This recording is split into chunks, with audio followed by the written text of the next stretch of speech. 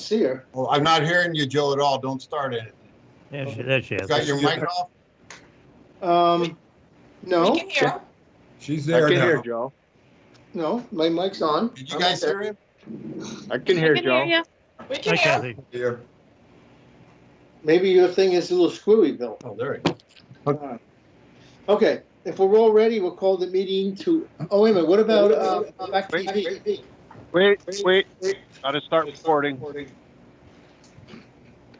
Okay. Hey, Bill, you got an echo in the background. You got two things going. Okay. All right, so we're ready? All right, so we'll call the meeting to order at 3:02 p.m. on Monday, July 6th, 2020. A motion to adopt the agenda as presented. So moved. I think we should add one thing. There's been some conversation about the town pool, if we could discuss that quickly, or we want to do that at another time. Can we do it on other business? If you'd rather, sure. Yeah, why not? Okay. All right, so all in favor, say aye.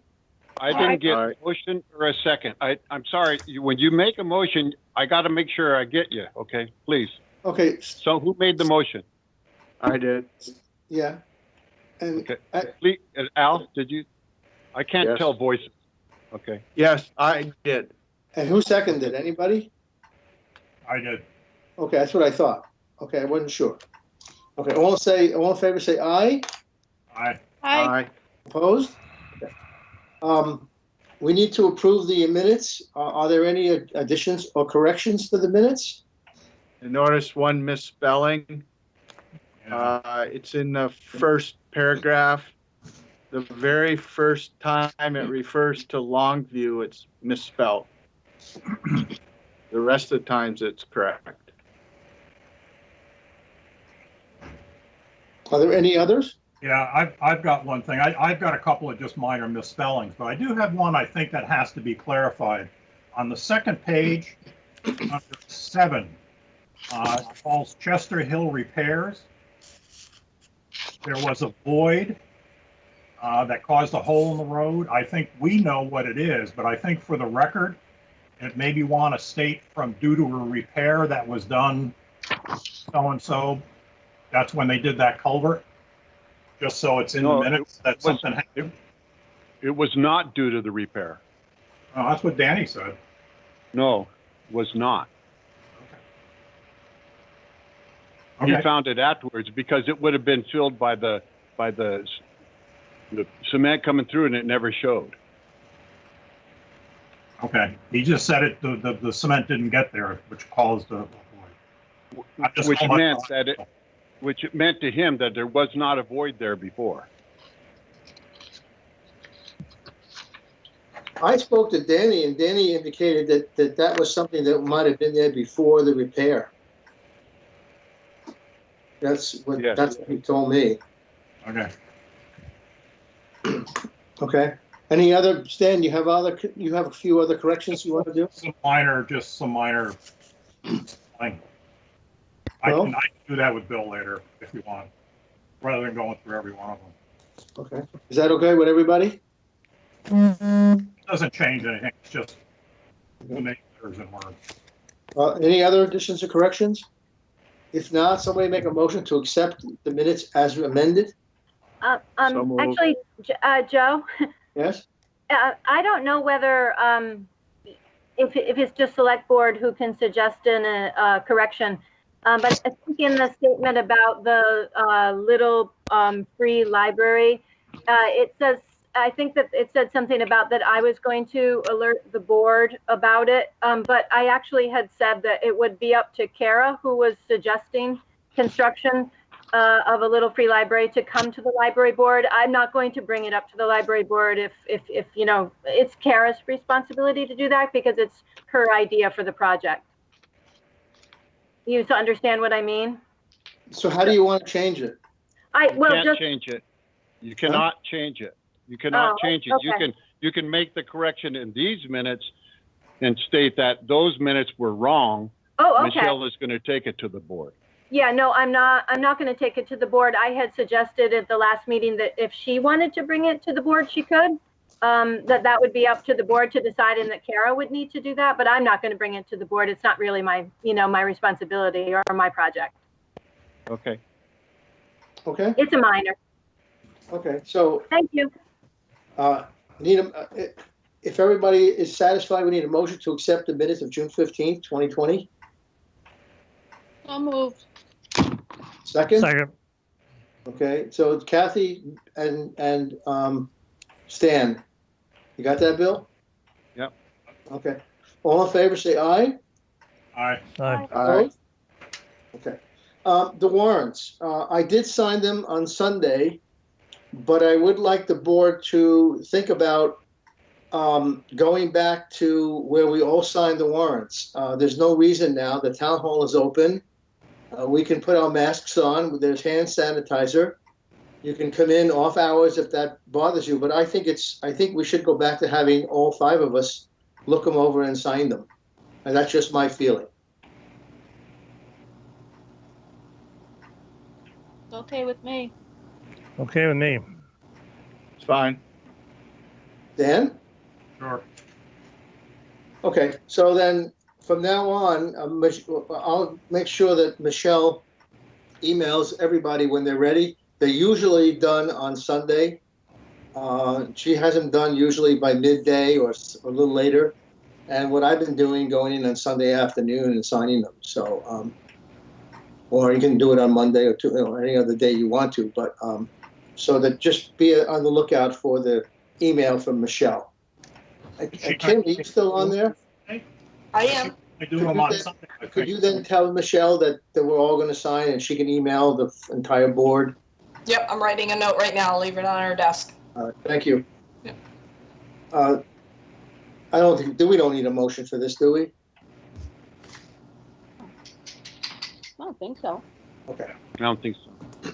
Highway report. Danny could not make it, will not be here today. We have we have an excess weight permit for Fitzpatrick Trucking. We need a motion to have Bill sign that and accept it. So moved. Second?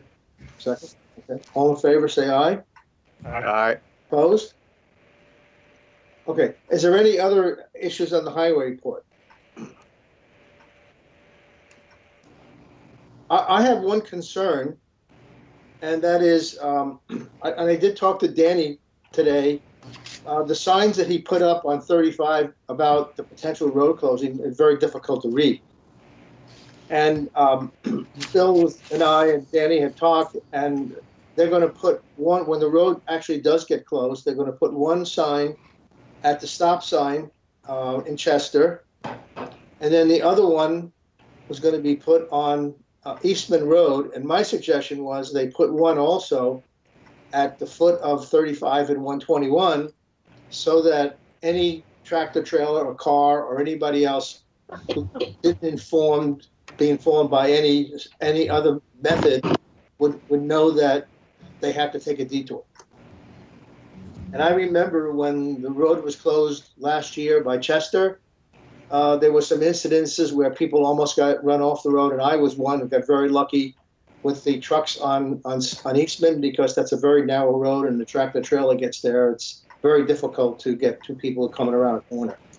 So I talked to Bill and Danny, so I just wanted to let you know and let you feel, if you feel the same way I do. Can I suggest one other place? At the bottom of the hill, right after, or at Popple Dungeon, so the people don't turn right off the top of Popple Dungeon and come up either.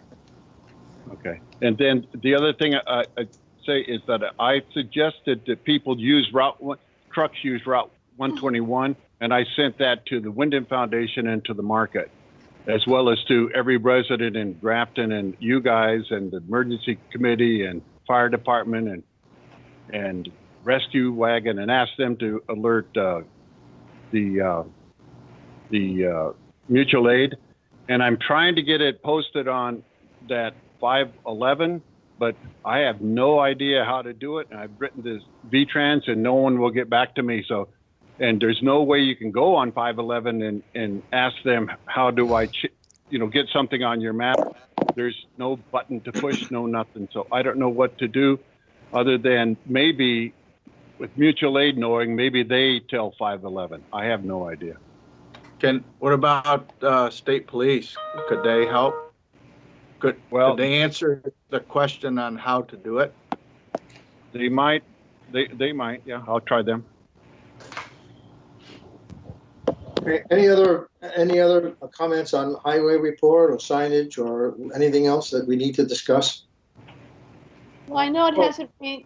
It hasn't rained much, but will he be doing some of the roads for grading? That's a really good question. I don't know. They're going to be doing culvert Thursday, Friday. Danny's off this week. Mike may be grading now. I don't know. I can't answer that. But then the following week, they're working on Route 35 all week. So I can't answer that, Captain. Yeah, I'll try to find out. the hill's pretty bad. Trying to get up it, but. Bill and I also found out from Danny today that there was a culvert head wall collapse, Stage Road. And they've got some cones up there, and that's on the schedule to be repaired. Gesundheit. It's not closed. It's marked, not closed, but it will be repaired. Any other highway questions? Concerns, comments? Kathy, I think that's a good point, and find out there are some roads that are getting a little rough, I think. Yeah. Pretty So, tough. okay. Clerk and Treasurer report. Kim, do you have anything for us? I sent around all the revenue and expenditure sheets and the balance. I think everybody should have gotten them. Did you? I didn't get any questions on them. I had sent them earlier last week, so I'm assuming everybody's okay. That's the year end, and we are now done. The balance sheet, in case you needed any interpretation of it, we ended the total year looking pretty good at, looks like $145,967.85 to the good. So if you look on the end of the balance sheet, the total prior year fund balance, we ended at $68,310. So if we add the two together, our total fund balance is $214,278.17. So if you have any questions on that, I can help you out with it. So if we take, I did a little bit of figuring, and obviously this is all preliminary.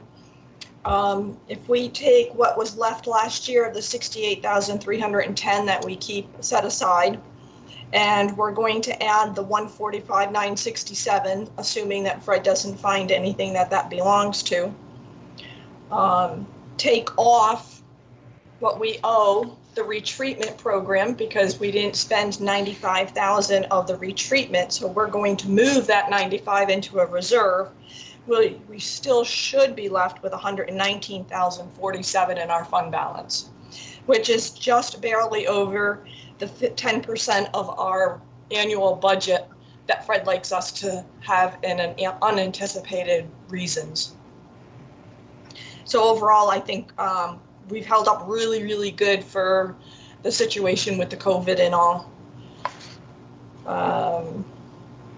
I don't know. Guys, have any questions on the expenditure revenues? No, I think it's good. I much better than I ever anticipated. Looks very good, Kim. I mean, there's a few spots that we're over on some. I haven't taken a look to see how it's going to compare with the budget we've already implemented, but I guess we'll just have to tweak it a little bit better, because there are some items that were over budgeted by a few $100s here and there that we might want to bump up. And on another note, which is so wonderful, and I knew it would happen, I already heard from Sullivan Powers today, and I got my checkoff list to begin the audit. I just barely closed out the fiscal year this morning, And I got a call from Sarah, and she's like, here's your list. I'm like, you're kidding me. So they're right on the ball. Hopefully, if I get everything to them, we can get all this done and over with relatively early. And that's it. Good. That's good news. I Kim, like it. can I have a question on the audit? Do we do it every year? Does it have to be every year, or can it be like every 2 years? It needs to be every year now because we've borrowed money for the town garage. So we're locked into requiring until that's done. But it is really good practice. And let me tell you, it's a really good feeling to know that the money we have to deal with, the in and the out, and the so many accounts, that it's nice to have somebody to check on it. Yeah, I just wanted to ask. I know It's a big expense. other boards that I'm on, they do it a little different. So just wanted to, that was my question. Kim, may I ask you a question? Mm-hmm. Do they have any, have they given you any date for when they might be here? And if is there going to be any change due to COVID in terms of them coming and meeting with us? Or are they just going to go ahead and meet with masks and things? In terms of, usually they want to take a little look at a few things from the library. And Yeah, Sarah said that they're all still working from home right now. Right. So they are going to try to actually limit even coming in if need be. Okay. And if they do, it's going to be very little. It sounds like, as long as I can get them everything they need, which I should be able to. It's even less. It's only 30 items this time rather than in the 50s because we're on the cash basis now. But they are hoping that they're not going to make. She didn't cross that bridge yet. Okay. They usually look at just a few specific printouts from the library and some copies of things. So if they haven't specifically included that in your items, is it possible for you to ask them exactly what they would want, and then I could give you copies of it? Sure. I'm not able to send them electronically very easily from QuickBooks, as far as I know. Maybe I could do it in PDF form, but I'm not necessarily sure. I've never done that. I can try, but the easiest thing would be to give you copies and have you send them to them. Yep, I have not even looked over the exact list. I printed it, but she did mention in her email that if there's anything that has any sensitive material to it, that there's another way to get it to her. And yes, she sent me for everything that you have in the TIA. Yeah, I've got that there for you. So obviously they're incorporating the library and all of this too. Okay, so I will just run up at some point in the next couple of weeks and find out exactly. I think I know what they want, but I'll just check. Okay. Okay, thanks. Anything else? No. Kim? No, Anybody have any other questions of Tim? We all, of Kurt? Of Kim? We all set? If not, Town Health Officer. Is Rich on? I am. Okay.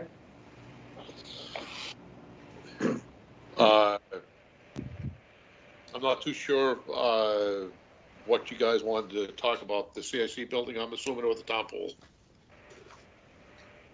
Well, yeah, it was a discussion of the CIC building. And Okay, good. Town attorney. Sorry, I heard you guys in the background, but I was doing a little bit of work and I wasn't keeping up to what you guys were talking about. Sorry. The CIC building, I mean, I guess everybody's been reading the emails, how we retained security, our lawyer, and she's been going around and trying to poke the hornet's nest a little bit. And I did get a call last Friday, I believe it was, from the assistant. Don't exactly know what his title is, assistant director, maybe of the DOEC. And, he assures me some stuff is going to be looked into. He assures me that some changes with state agencies will do a better job trying to talk to one another. I had strongly suggested to him that some testing is done on that building. I'm thinking at the Department of Environmental and Conservation at their expense is what I'm thinking should happen. And they should start enforcing the laws that in the guidelines that they put into effect and implement, rather than just throwing something at the wall, walking away that nobody hears from them again. He asked me for my opinion. I gave him an earful, and where it'll go, who knows? And I'm just going to keep an eye on it. And other than that, I'm not too sure. I guess we're waiting for a lawyer's report from what she comes up with. I don't know if Bill received that yet. And I guess we just take it one step at a time. Hey, Rich, what responsibility does the owner of the building have? I don't hear anything from him, and just even the chemicals in the building, but now there's all those logs down back. There's a wood processing business going on there now. I have not. Yeah, I'm sorry. No, go ahead. I have not personally spoke with him. He is, as you guys probably know, he got a sizable grant to do some of the testing in the building, the air quality testing in the building for the historical stuff. As of right now, he has got absolutely no skin in the game as far as the cleanup goes. I know he has been, I believe he has been informed that that logging operation should not be in there. I always get these two confused, the floodplain or way, but it's in one of them, and it shouldn't happen there. Whether the town should give him official notice, I'm not sure. I'm not too sure. Bill, maybe you can answer this.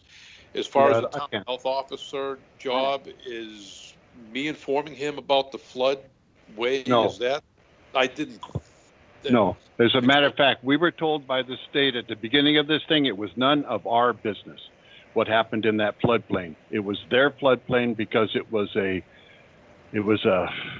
Act 250 permit, and it was a PUC operation, and therefore the state was involved, and therefore under the new rules under 4413 of Title 24, they are in charge of anything happens in their jurisdiction, and we have no say at all. So I wrote to John Broker Campbell, sending pictures of the wood pile.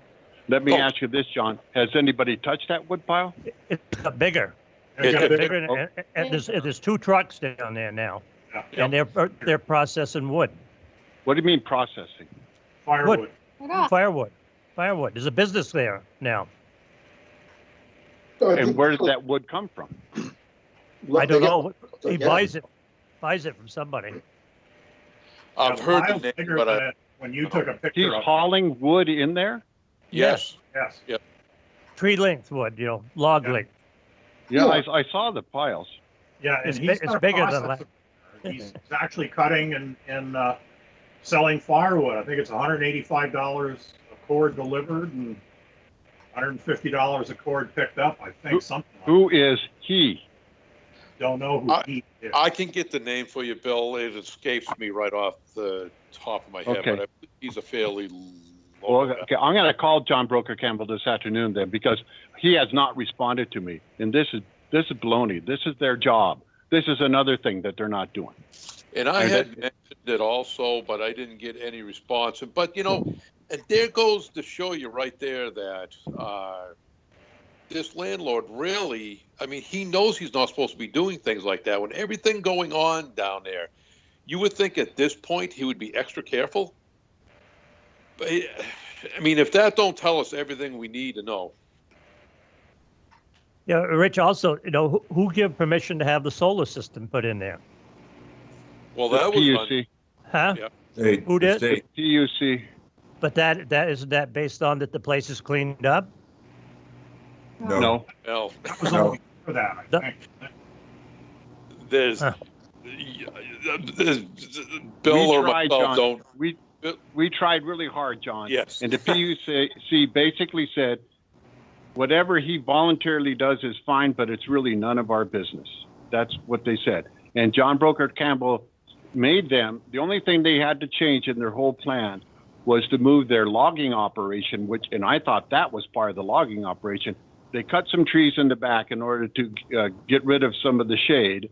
And those trees were going to, and the materials to put in the field was going to be stored right behind the building, but that's in the flood, partially in the floodway. They told him he could not store them there and he cannot put his wood there. He had to move everything out of there in this plan. So they made him change that. But then then everybody just ignored it. And I don't know where this logging, I thought that was part of the cleanup. I had no idea. No, there's No. there's another business in there now. Yep. Yep. Yeah, like I say, I mean, you know, I don't know what is in our best interest, in my opinion. The state has proven that they don't have any interest or whereabouts or enforcing their own laws. So at the local level, do we have to start intervening on a few of these things? I don't know. I really don't know. Hey, Bill, the guy's name is Scott Hitchcock, Yes. Yep. Yep. Scott Hitchcock, where's he from? Athens.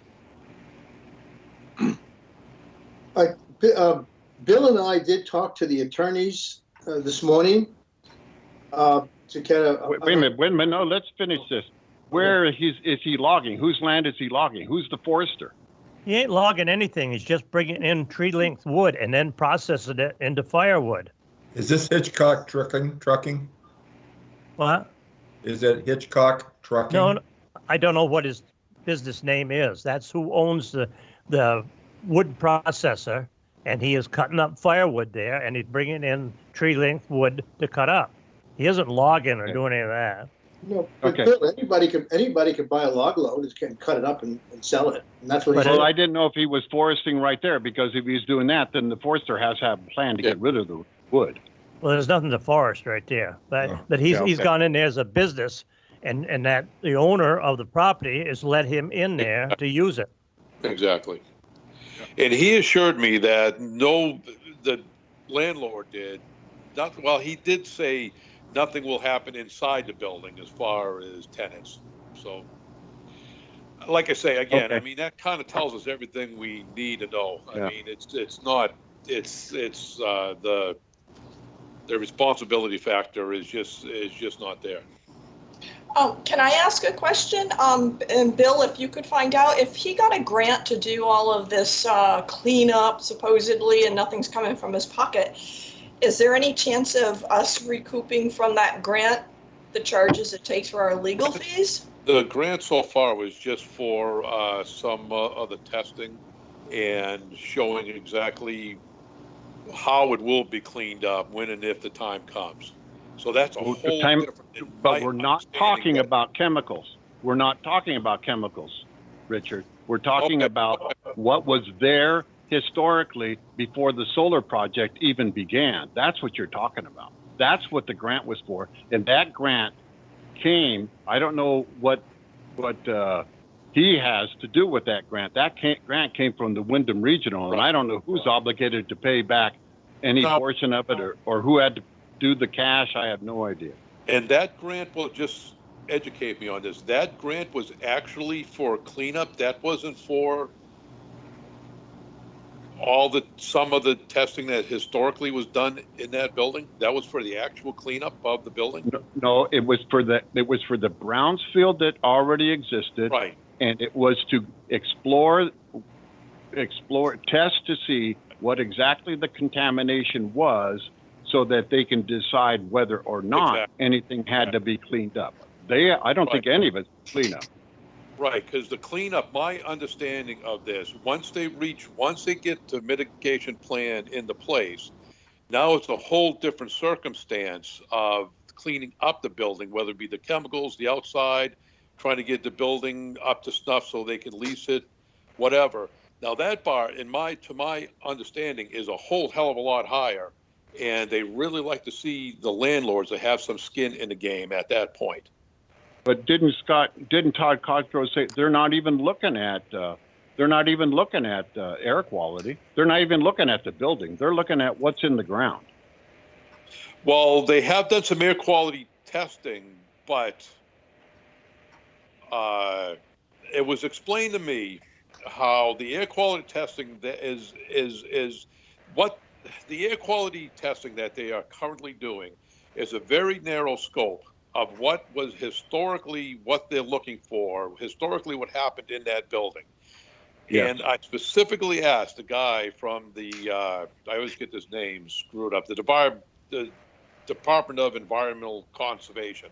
I specifically asked of him, what if you're doing that air quality testing for that narrow band of what you're looking for, historical contamination, what happens if you stumble across something else? Well, will it just be ignored? And he assured me it would not be ignored, but they are not specifically looking for anything related to Matrix. That's not within their scope of work. Yeah, that was my point of this whole thing. Yep. Matrix is not what they're after. And that's what we got to try to push the Department of Health into getting down there and doing some testing to that building itself. It may be perfectly safe and non-contaminated for all I know. I mean, I'm no scientist. I have no idea. My suspicion is a lot of that stuff is within the chemicals that they were processing is within the structure of that building. I don't see how it couldn't be, to be totally honest. But I do not know that for a fact. Rich, if you wear your fireman's chief hat, what about the existence of fire expression and alarms, no alarms? Can that be enforced? To this, it can be enforced by the state fire marshal. The only thing I could do,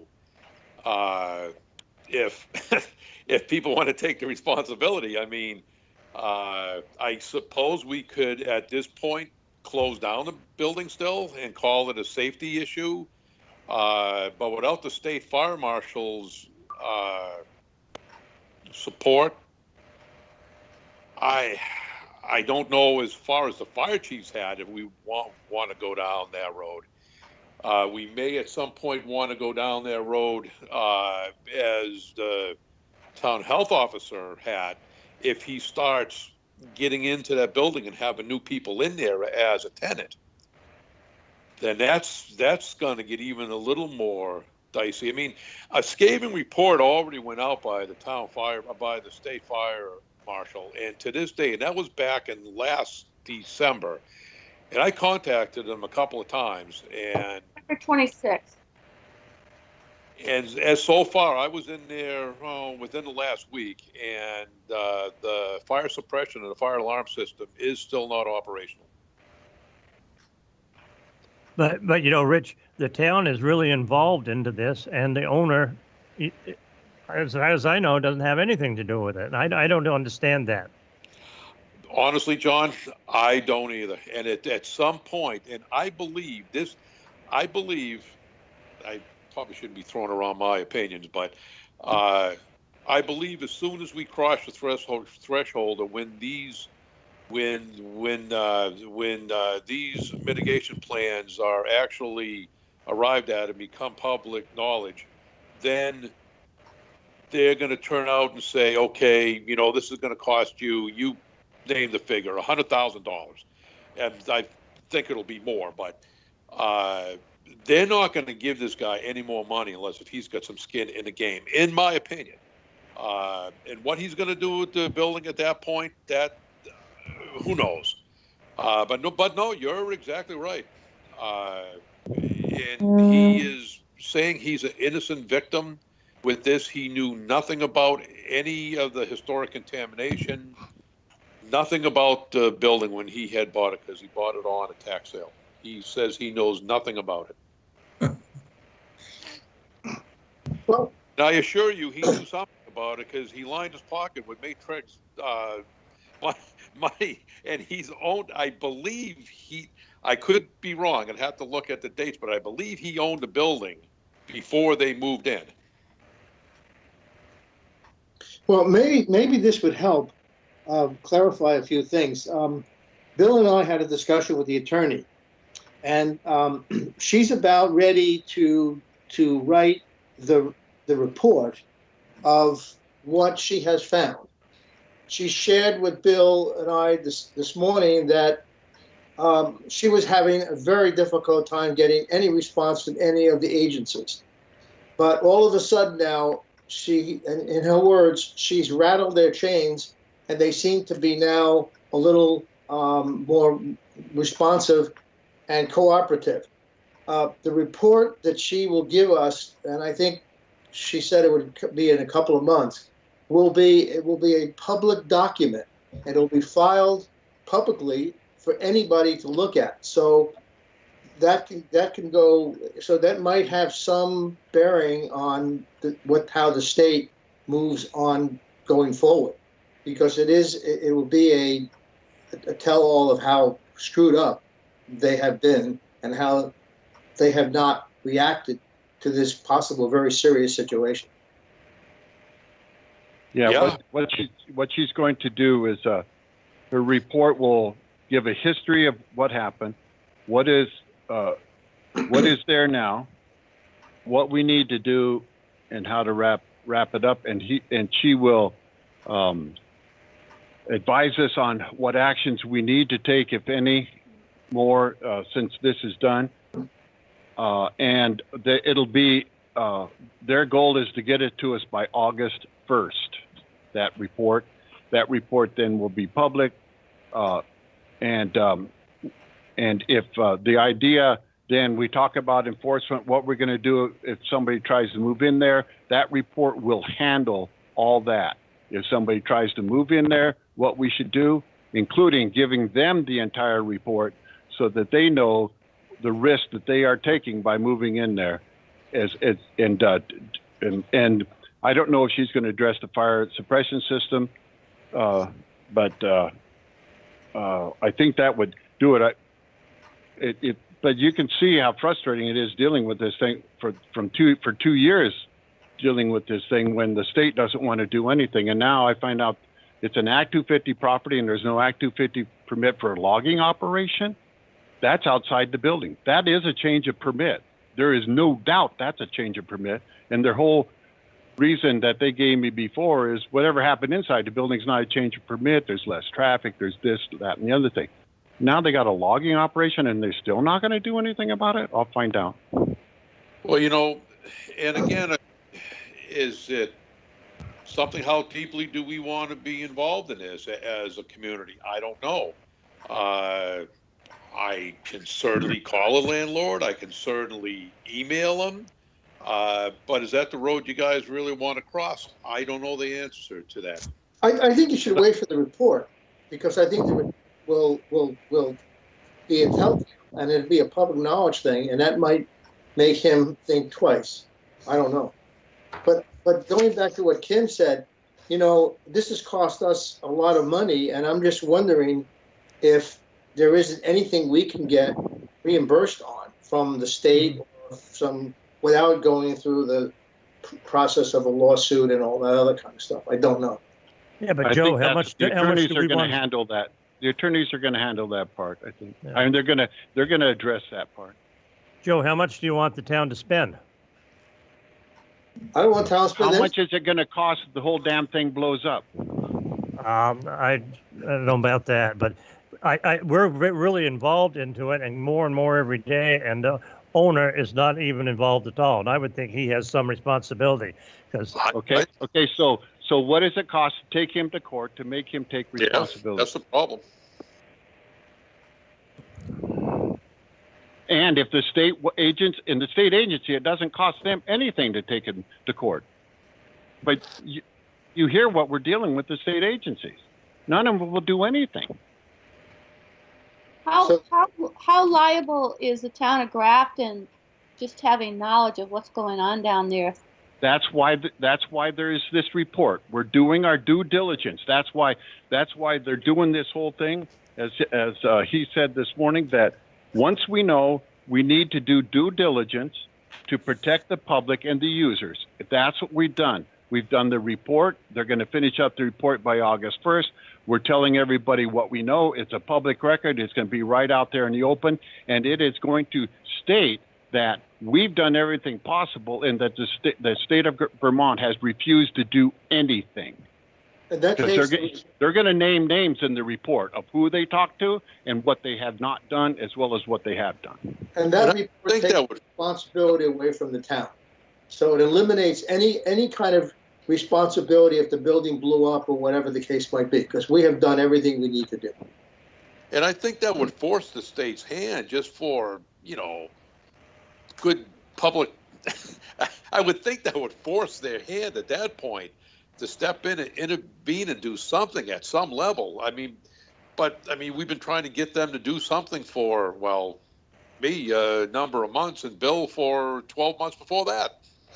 Well, Rich, you would hope that would happen, but so far it hasn't. So you can only be optimistic, but that's it. Do we have anything else? Because we have a long agenda to go here. So is there anything else we need to talk about? No, I just want to tell you what they said about cost. They will do this thing. They've already done $3,000. They will do it by August 1st and to cap it at $5,000. That will be the report. And that, by the way, is your whole budget for attorneys for this fiscal year, the fiscal year that just started.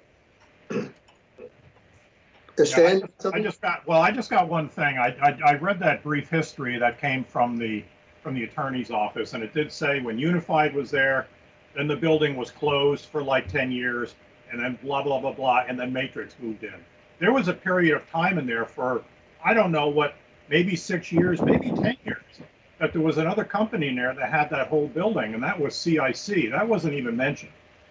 If you're just going to have a history of what went on down there, CIC should be included in that history.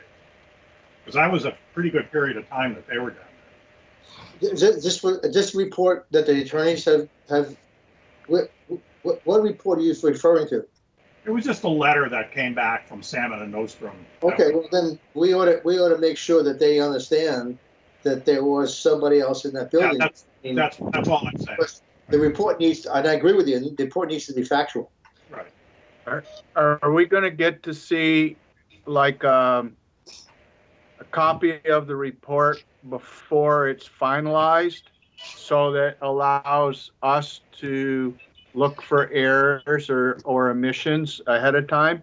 I think, Alan, what will happen is the report will go to the board for us comment, and then it will go back to them for a final process before they file it as a public document.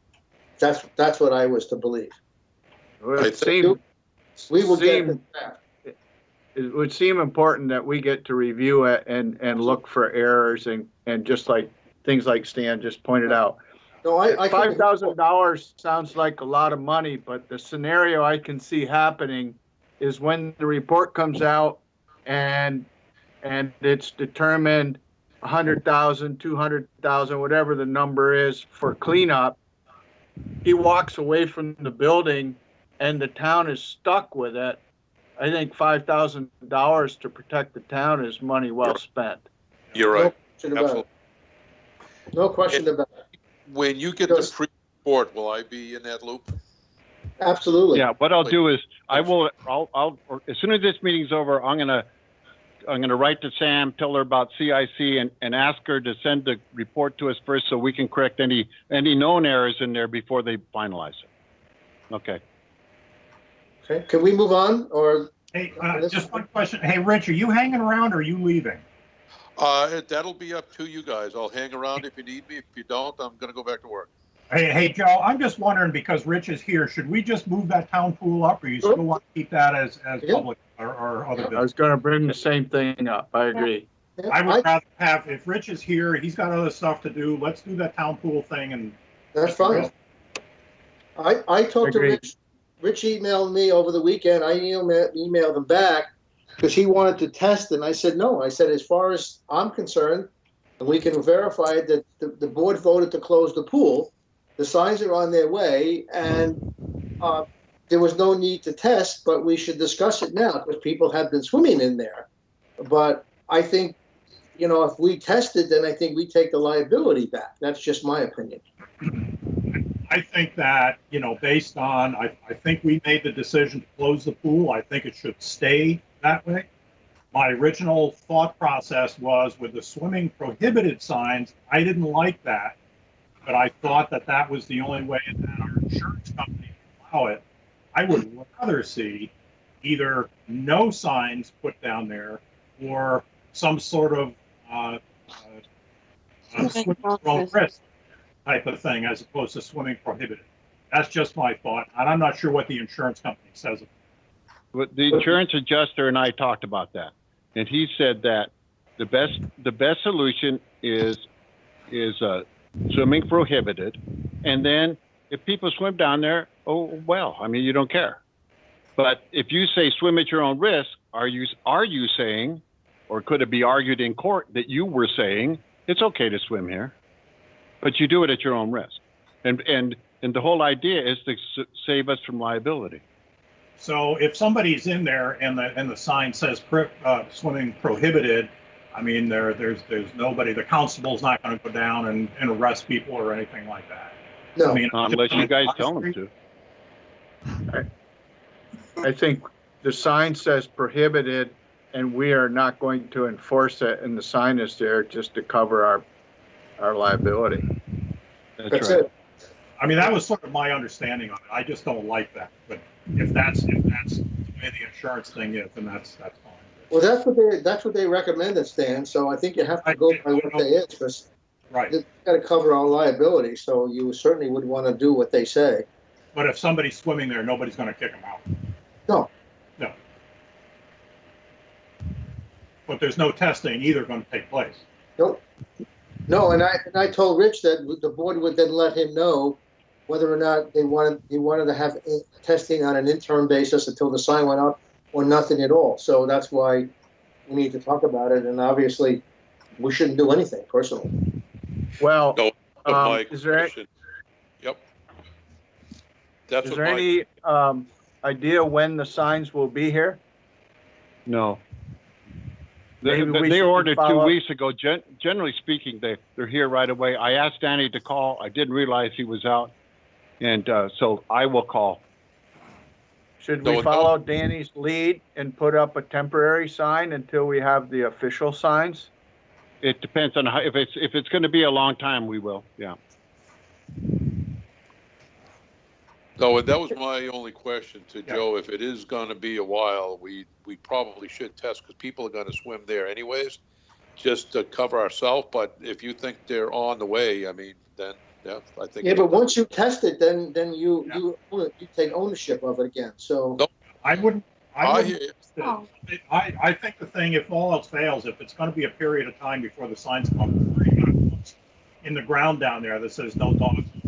Remove the no dogs allowed and put a temporary sign saying swimming. in a few more weeks, it's going to be green anyway. So because there's no water zero going in there. There's cold spring water flowing into that pond. Yes. Really? In hold. Yeah. Right Yes. now. Chuck. You'd be Why don't surprised how clean that water is. It is really clean. we do what Wade Bashir recommended, is put up the sign, and if we don't have them, why don't we just put up a temporary sign and that covers it? Yeah, Well, I That's what I'm think saying. I mean, why? Exactly. that's what you should do. that's why I say you already got a post in the ground there. Use the post that's there. The sign says swimming prohibited. Okay. We'll do that. If the signs are not going to be here next day or so, then we'll just put up temporary. Okay. And remove the no dogs. Yes, Yeah. Okay. because we don't care if the Okay. dogs go in there now. It doesn't make any difference. They did anyway, so what's the difference? They did anyway. Take the dog sign The dogs down can't and read. paint it over it, and use that, recycle it. There you go. Yeah. There you go. There you go. Okay, Okay. so can we move on with the swimming pool now and a CIC building? Yep. Rich, you could stay on if you'd like, or you can go and do something else. Well, I'm going to go back to work, but if you guys happen to need me, call myself. All right, thank you. All right, have a nice afternoon. All right. Yeah. All right, the next item is the James and James agreement for the fuel oil for the town hall.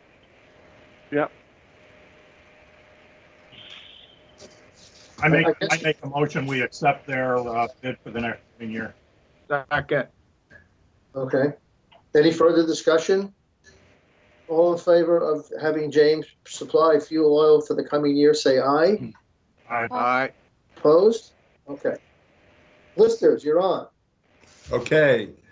Regarding the reappraisal to start with, I believe you all received a draft mailer, which was given to you by Bill Kearns.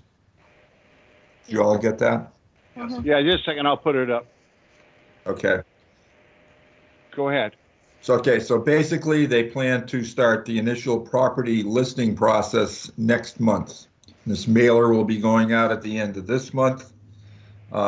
We anticipate that they will then shortly thereafter start calling people. They're going to do all of the appointments, and they will be setting appointments with people to go visit their properties and measure them only. There will be no inside activity, and all social distancing will be maintained. And this will go on for, probably from now till fall. They'll cover the whole town. And then after that, depending on what's happened with the COVID-19 restrictions, they may try to get interior, I'm sure they will try to get interior information when possible about all properties in town as well. And this process is scheduled to be completed by April 1st of next year in 2021. 2021. To go along with this, we anticipate heavy phone calling related to the town hall. And you can see in the draft mailer, we have left blank what the phone number is. Our intention is, and we talked with Bill Kearns and Kim the other day last week, is to install a dedicated line to the lister's office, which will have an answering machine on it. Bill researched it. It's going to cost $39.20 per month. There'll be about a $60 installation cost, and we will buy a phone with an answering machine. And this will be charged to the reappraisal reserve that we presently have. It will not be part of the regular general budget. So, yes, so any questions? Yeah, I have a question on, when was the last appraisal, town appraisal? 2009, which is now 11 years ago. Could you have that date on this letter so people would know that it's been quite a while since we've had it done? Would that Sure. help? Might help. I'm sure. Yeah, I'm That's sure a we good could do idea. that. We will have him do that because this is just a draft. It hasn't gone out yet. Right. We will have him put that in the letter. Yeah, that's a good idea. But this is a mandated reappraisal, is that correct? Yes, well, and we have a contract with them. Everybody No, no, signed no, the contract. I mean, the state has told us we need to reappraise, is that correct? No, that is not correct. It's not correct, okay. But we need to reappraise just from the fact that it's been 11 years. Okay, The state only requires it if you're above a certain CLA or below a certain, We've been close. I was going to say, haven't we been close to that? very Yes, close. very close. They keep changing the level, and we've just been under the, whatever the requirement is. And when they change the level, what was last year then becomes it's okay this year. So well, it's been a long. with the recent sales, I think there were 9 homes on the contract. Prices might be going up again. That's correct. I would say that prices are stabilizing, but they are stabilizing probably a little bit less than what they might be assessed for. Oh, okay. I know that some of them are, for sure. So there's still some properties in town. Our CLA, or level of assessment, per the state is about 7.3% over right now, according to them, based on sales for the last 3 years. And 10% is the magic number, is that correct? 15. 15%. Okay. A couple of years ago, we were at 17 and 18% CLAs, and they've been dropping each year for the last 3 years. It used to be, I think, 120 even. It was pretty high, and they've been bringing it down because it's just not, makes everything invalid practically. But that's a good idea to add the date to that letter. Or just say it's been 11 years, since 2009. And Bill Krajewski, we talked with him about recent sales versus what's going on, what had been going on. And it's the same thing all over the state. So this is nothing that nobody else isn't dealing with either. And they're very cognizant of the fact that what's going on now has as much to do with COVID as it has to do with anything else.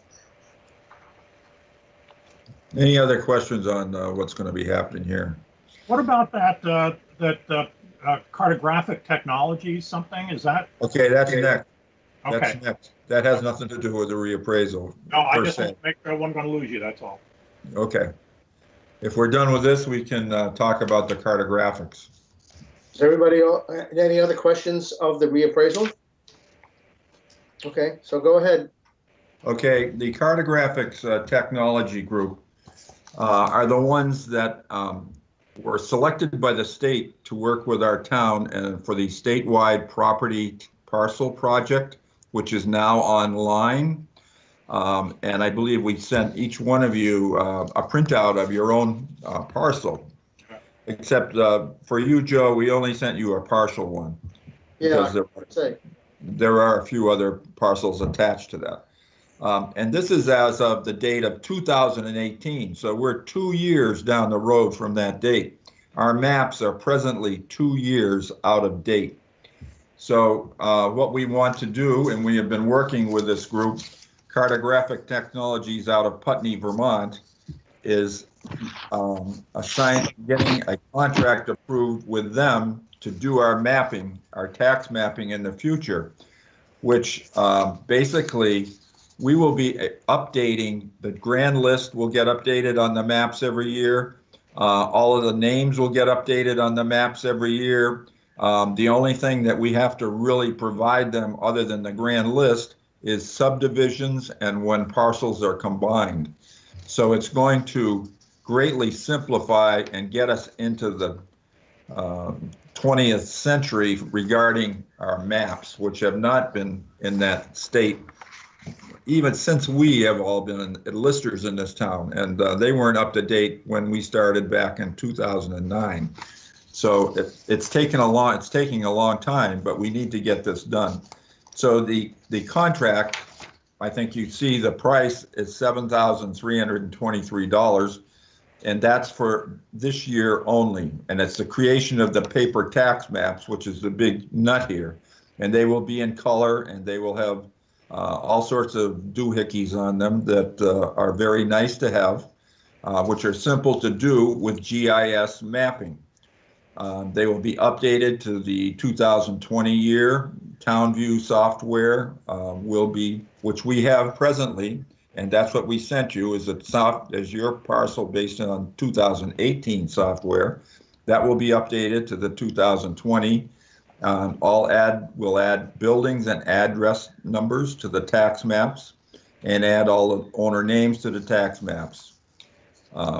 So this one-time cost will be $7,323. Going forward in the future years, it's only going to cost $1,000 to update the maps every year. We'll get new maps, and the grand list will be updated, and the maintenance will continue at $1,000 a year, basically, for the foreseeable future. Now, the cost for this, Kim will, yes. Kim, yes.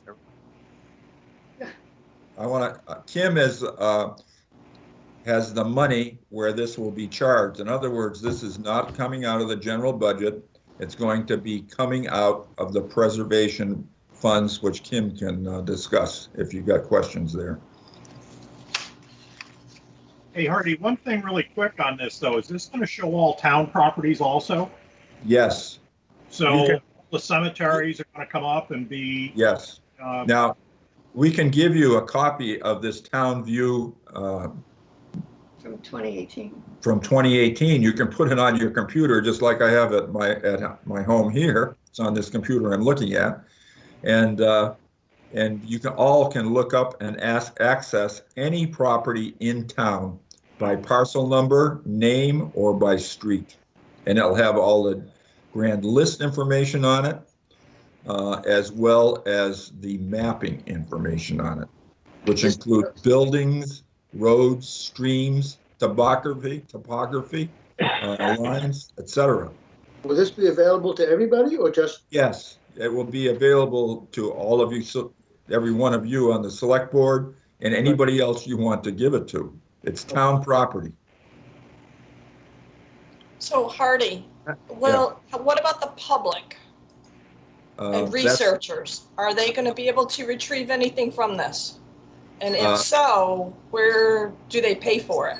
When state well, adds it what to I'm, their- what I'm saying is that, when we initially talked about this, we were gonna let you control that. Um, if you want to charge for it, you can, and the town can do that. We don't have to give it out to anybody unless we put it online, which we don't intend to do. Other than, We don't know if the And this- state mapping is going to pick it up. the state mapping, which is done through 2018, there have been no concrete plans since then to update to future years and for them to pay for it. So we don't know where that's going, but basically we will have the data available if we wanted to update state maps at a later date too. The data will be Hardy, there. have you seen the quality of the product? Have you seen an example of their work already, of Yes. what we're getting? Yes, and I think we even have some in the town hall. It'll be much superior to anything that we have right now, much superior. Again, it'll be in color as well. I think it makes all the sense in the world. I think we've been so far behind with actually mapping properties, even town properties and things like that. I think it's a great thing. Oh, there's no question. It's way to go. It's a no-brainer. You bite the bullet on this 7,000 and then you maintain it for $1,000 a year after that. I think it's absolutely the way. Yeah, and this 7,000 again, Kim has the money available. I think 13,000. You correct me, Kim. And this 14,000 in this preservation of records reserve provided by the state of Vermont, and that's where we're gonna. This is preserving our records, and that's where the money comes from. And then, do we want to budget then for the next years for the $1,000, or can we keep on going? Is there preservation of records that keep on funding, or? I don't know. I don't know as if I want to deplete that account because that's the only thing that I have to digitize and to scan all of my land records and all of my papers in there. So that's going to have to be up for discussion at budget time. Yeah, I think it should be just a budget item. A line item is a Right. Right. And actually, the money from the preservation, it's not to correct you, Hardy, but it doesn't come from the state. It comes from recording. And for every recording, I set money aside. So when researchers come in and I record a mortgage, for every page, I take $6 of it and it goes aside to the preservation fund. So that's my only concern, which I hadn't given it a thought, that is this just something that's going to make me able to print off and give to the researchers and charge them? Is that what it's for? It's just a better product that I'm giving them, so they can't really That's what I would access say. it. That's what I would say. Because you So- can give them now the grand list data and the map at the same time if a real estate agent comes in as an example. So we're not really, I don't know how to do it.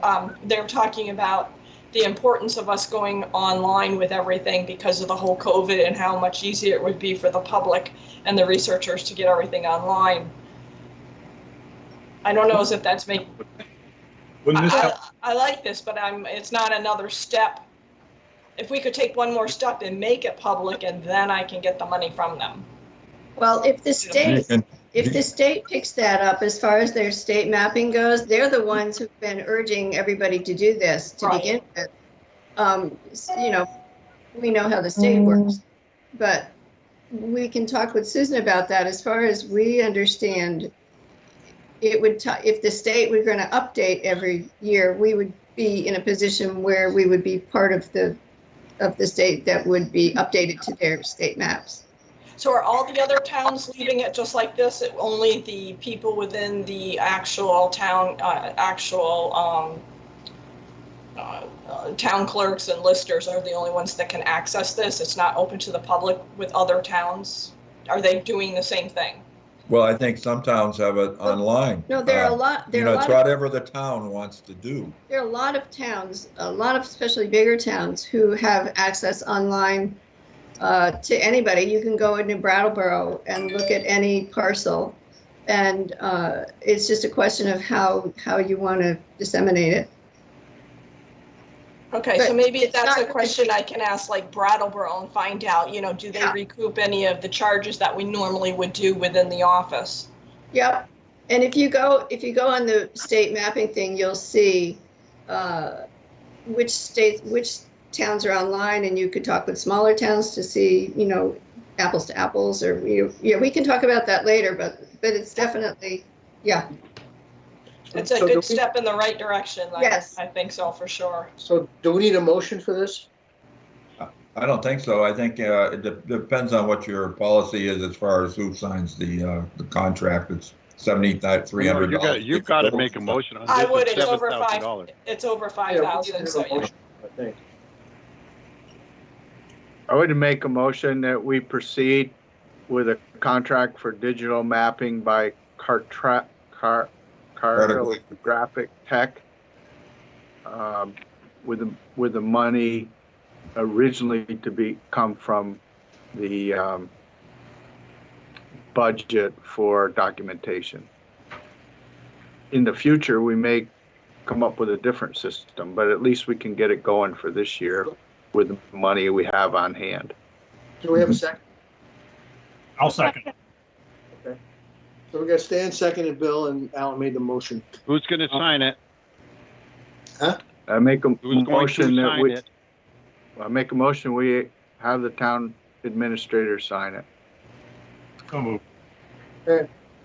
So all in favor of that motion, say aye. Aye. Aye. Opposed? Okay. And then that's something to put in notes, and that's something we can discuss when budget time comes in a couple more months to how we want to proceed with this whole thing. And maybe, Kim, you can do some research in the meantime. Yeah, yeah. From some of the other towns and see how they're handling it as well. It seems like if it's on the website, then you can't charge anybody.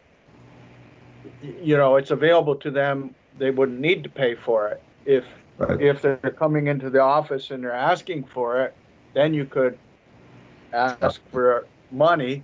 So it's just a matter of whether we're going to try to get it to pay for itself, or whether we're going to just add it as a line item in the budget. It's definitely worth doing, just a matter of working the details out, how to pay for it. Yeah, there is a potential for lost revenue on it, you know, I don't know how much, but there is that potential. Okay. The virus that's on the thing, is there anything that we need to talk about virus? I don't have anything in particular. Kim, do you have anything for the office or anything? No, other than the office is open just to the lobby portion, and I'm still doing appointments only for researching. Masks are required and signing in at the door. I just got a shipment in of hand sanitizer, hand wipes. I have a wall hand sanitizer, so I'm fully stocked just in case something else happens. God forbid. And yeah, no, and everybody seems to be abiding by the masks, which is very nice. And signing in. Yes. Is this the place to discuss, Joe? I know you wanted to move towards an in-person meeting rather than an online meeting. Is this the appropriate place for that discussion to take place under it? It's all relative to the virus. Yeah, but it was 3-2, and so I think it's a moot point. I don't see any way of doing it. Yeah, Joe, my thoughts are if there's one no, that's the majority. Right. So that's the way I looked at it. So. But you probably want to bring it up and discuss it in a meeting, don't you? You know, Otherwise, how did you come to the decision? Well, you can discuss it in the meeting, and I think you should discuss it in a meeting. But because of the way the law is written, I see no way of guaranteeing a room big enough to handle, half the people. What if 90 people show up for your meeting? You cannot have the meeting. And that happened in the town south of here, according to what I've heard. And the people almost rioted because it was a very important meeting. So don't have the meeting that way. Then you don't have to worry about it, because if you can't meet, if you can't fit the people in the room, and even outside, you're limited in the amount of people you can gather. I think at a minimum, we gotta wait till July 15th, and that's when the current, I don't know if you call it emergency status is going to. As far as I know, that has not been extended. So I'm sure on July 15th, there's gonna be an announcement made. So, and that is before our next meeting. I think we have to at least wait until when that decision is made by the state. That's fine. I just thought it was an appropriate time that we have that discussion. Right. Yep. That's okay. Yep. I have an update from the library and then a question. The question is that, well, the update is that the library board has revised the buildings and grounds policy and use form, because we're being asked if we can provide the library lawn for events. And so we've looked up all the ACCD guidelines, and we talked to folks from the Department of Libraries, and we talked to VLTC. And we are going forth with the VSO on the library lawn. Everybody has to be masked. It can't be more than 150 people. They will count. There has to be social distancing. Keith came and measured the lawn for us and did the calculations to make sure that we could safely fit 150 people. So we've given permission for Lisa and the VSO. And we now also have our phased reopening plan. And as soon as my sneeze shield comes from a place in Claremont or in Hinsdale, we're going to start opening by appointment 3 days a week. So that's just an FYI and an update for you. But do you need to have copies of our buildings and use plan with these COVID-related requirements that we're attaching to it, and also our phased reopening plan, just so that you have it on record for us as a, as a municipal library? Or should we just keep that on file here? I would think if you just had it there, I don't know. I mean, that's my opinion.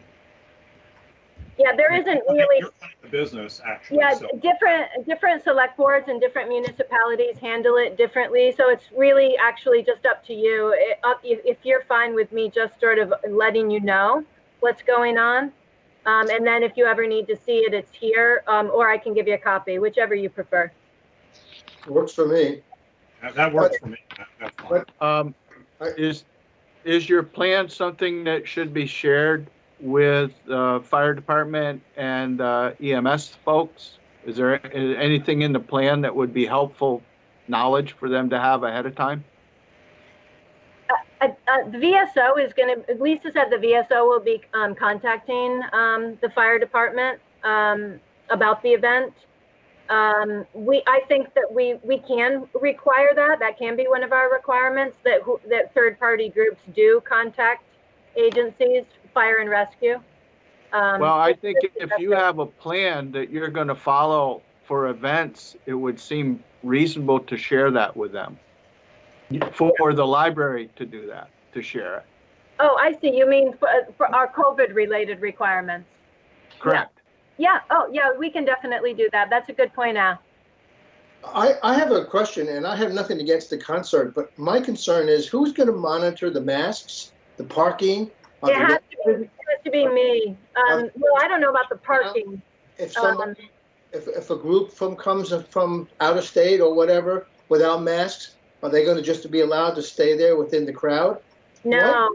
Why wasn't this done at the Wyndham Foundation Fields, where there's much more openness and you can spread out more? You're going to have a concert on a library lawn, and that's going to restrict traffic, possibly. I'm concerned that you're going to bring people in and you're going to bring possible virus into the town, which we've been very lucky so far that we have not had anything. That's my only concern, not the concert. I think it's great. Yeah, it was our. The other. Oh, I'm sorry. Go ahead. Well, the other reason I think it's important that you share your virus plan with emergency services is kind of headed the same place Joe's going. If you put 100 vehicles parked in there for an activity on your lawn, you're going to restrict the flow of traffic through town. And at some point, they're going to say, well, we can't get through with a fire truck, or we can't get through with an ambulance. So it's the same issue. The event is creating a problem. It's just a different problem that I'm thinking about. And somebody needs to contact both fire and rescue to see whether or not they're comfortable doing this. I don't even. I mean, I'm not a member of the squad, but they might be some people who would be uncomfortable going down there and putting their mask on and doing what they have to go do. And God forbid somebody has a heart attack or some other issue that happens. Well, I just think it's kind of interesting because we heard Rich tell us how law enforcement is important, the things they run into, and then you see on the internet where some lady really caused a scene because she was asked to wear a mask in a restaurant. So it's likely that could happen. Somebody comes to it and they want to participate, and you're telling them they got to leave. So it's a possibility. Of course, that could happen. Getting them involved that up front anywhere. That could happen at the door of the town hall too. So we're following all of the guidelines that the governor's putting out for an event, and definitely it's up to Lisa and the VSO to do the due diligence with fire and rescue. And I'll circle back around to make sure that she's doing that. And yeah, I'm the health officer. All organizations have, like a farmer's market has to have a health officer. So I'm the health officer, and I'll have to be here to make sure that people will have to ask to leave if they don't have a mask, and if they're not socially distancing. And you're not if they don't leave, then what? Provide the mask? Who's going to enforce that? Well, I think probably at a BSO concert we won't run into that, but you're right. It will be something that we would have to figure out what to do. You have to remember though, Michelle, all of us have been cooped up. Okay, no concerts, no activities. So all of a sudden, word is out, there's going to be a concert. You might not get 150 people. You might get 350 people. Who knows? I already talked to Lisa and the VSO about this. They will have to turn people away because they only can have 150 people here, and they're going to have a clicker and count. That creates a problem too. What are you going to do? Tell everybody that if they stand on the road or something? I mean, you have a lawn there that you're going to say that's going to be sort of your participation place, but you have so much other area around that becomes really. We used to do old square dances at the firehouse, and we had a rope around it, and people used to just climb over the rope, or they'd just be listening and dancing on the library lawn, and they had to pay $4 or whatever it was to be in the dance. So that's really hard to control. I mean, why did they pick the library lawn rather than, maybe the Wyndham Foundation didn't want to do it. I don't know. No, I talked to Bob Donald about it, and they didn't approach the Wyndham Foundation. They wanted to have it in a smaller, more intimate setting. Intimate goes against the virus. Well, we think that we've put in some really, I called the state, I talked to VLTC, talked to ACC about it. VSO has got their own stipulations as well about how to take care of things. So I think it will go over well. If it doesn't, then we will absolutely have to rethink using the library lawn for events like this. May I ask a question real quick? Am I allowed? I don't know. Can I? Who are they selling? Only 150 tickets? Is it a free concert? I missed part of it. It's a free concert. Oh my gosh! And who's going to know about it? 200 people. And how is that going to be controlled? They can only have 150 people. But what? So what are you going to do with the people who show up that you have to turn away? Who's going to? The logistics of it sounds daunting. And what happens Michelle, when the people are turned away or they don't want to come in and they're sitting on the bridge listening to the music? I mean, what do you do? How are you going to control this? Joe, we can't even have an open select men's meeting. Exactly. Right. If you This sounds like a ridiculous. That's because it's inside. So if people are far enough away, you can have things outside. If, you know, and if you don't have any more than 150 people on any one site, then you can go forth with these things.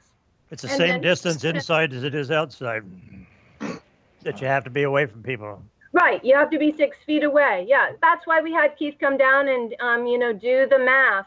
You can have 150 people on the library lawn, and they can all be 6 feet away from each other. So we've got. Has the sheriff been invited? They're always at the concert. Yeah. At the You may VSO. need them. Yeah, it's a good point. It's a good point. Where are your porta potties going to be? No bathroom access. Well, how you gonna, It's only an hour. It's only an hour concert. Okay. Yeah, it's not food and the big long extended event. It's also a quartet. It's not the VSO. That ought to be revisited. What's the I date? would be thinking another venue, like the Wyndham Foundation's fields there at the ponds. It makes a lot more sense, quite frankly, but.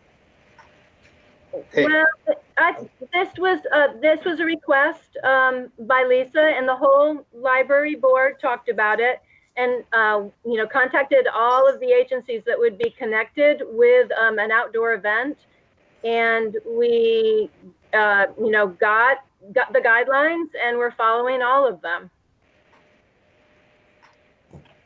Okay. Well, I would certainly make sure you contact the sheriff, you contact the fire and rescue, and make sure that you have a plan when 400 people show up, or 200 or 180 or whatever the case might be, how you're going to handle all that and keeping traffic flowing and all that kind of stuff, because it is a concern for the town, quite frankly.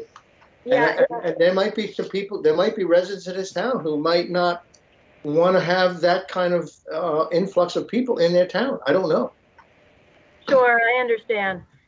I think by and large, folks are happy to have a musical event in town.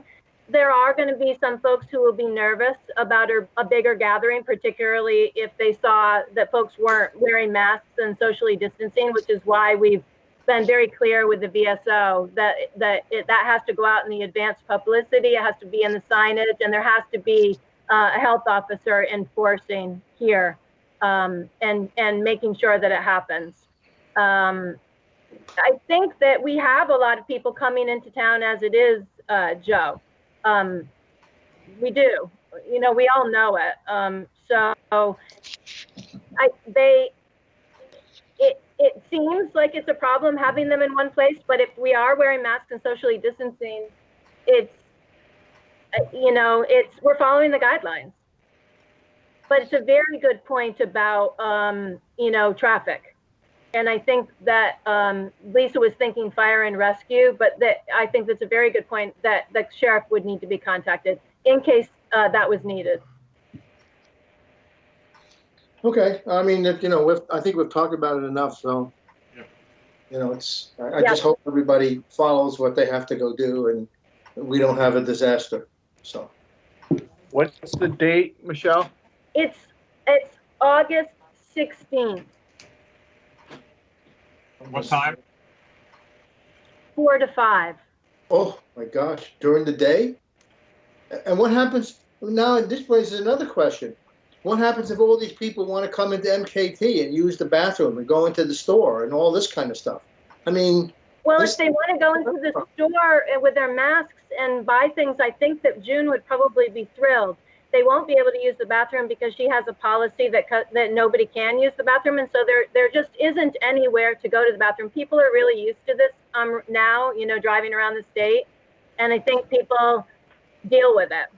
But I think that June would be happy to have people go up and buy things from MKT after a concert. Okay. Can we move on? Sunday, right? Yeah. Can we move on, guys, or? Yep, you bet. Alrighty, Village Park. before we get into the park, Alan, myself, Kathy, and Stan, we all visited, took the hike in the park and saw what the potential parking lot would be, what we looked at ash trees, and then it came to my thought came, and I said to Alan, well, you only want to go and do ash trees, and that's about $4,000 thereabouts. But there's so much other timber here in this park that needs to be harvested, and so the discussion came. Well, why don't we move forward and get an estimate to see what is the potential revenue to do a complete logging job, which really needs to be done anyway. I mean, there are some beautiful oaks and maples and pines that are reaching their lifespan that need to be taken out. So we decided to put this on the discussion first to see how everybody felt about doing a logging operation in the park before we went any further, asking the forester to give us an estimate. So that's how this got involved.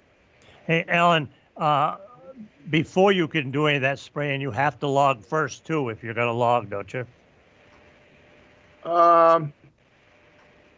Actually, I think it's desirable to do the spraying before you do the logging, so that you don't have to fight through the slash, and to knock it down before you offer sunlight to the forest floor. So I think it actually would work better to do the invasive work before a timber sale. Well, I thought the guy from Longview said the opposite.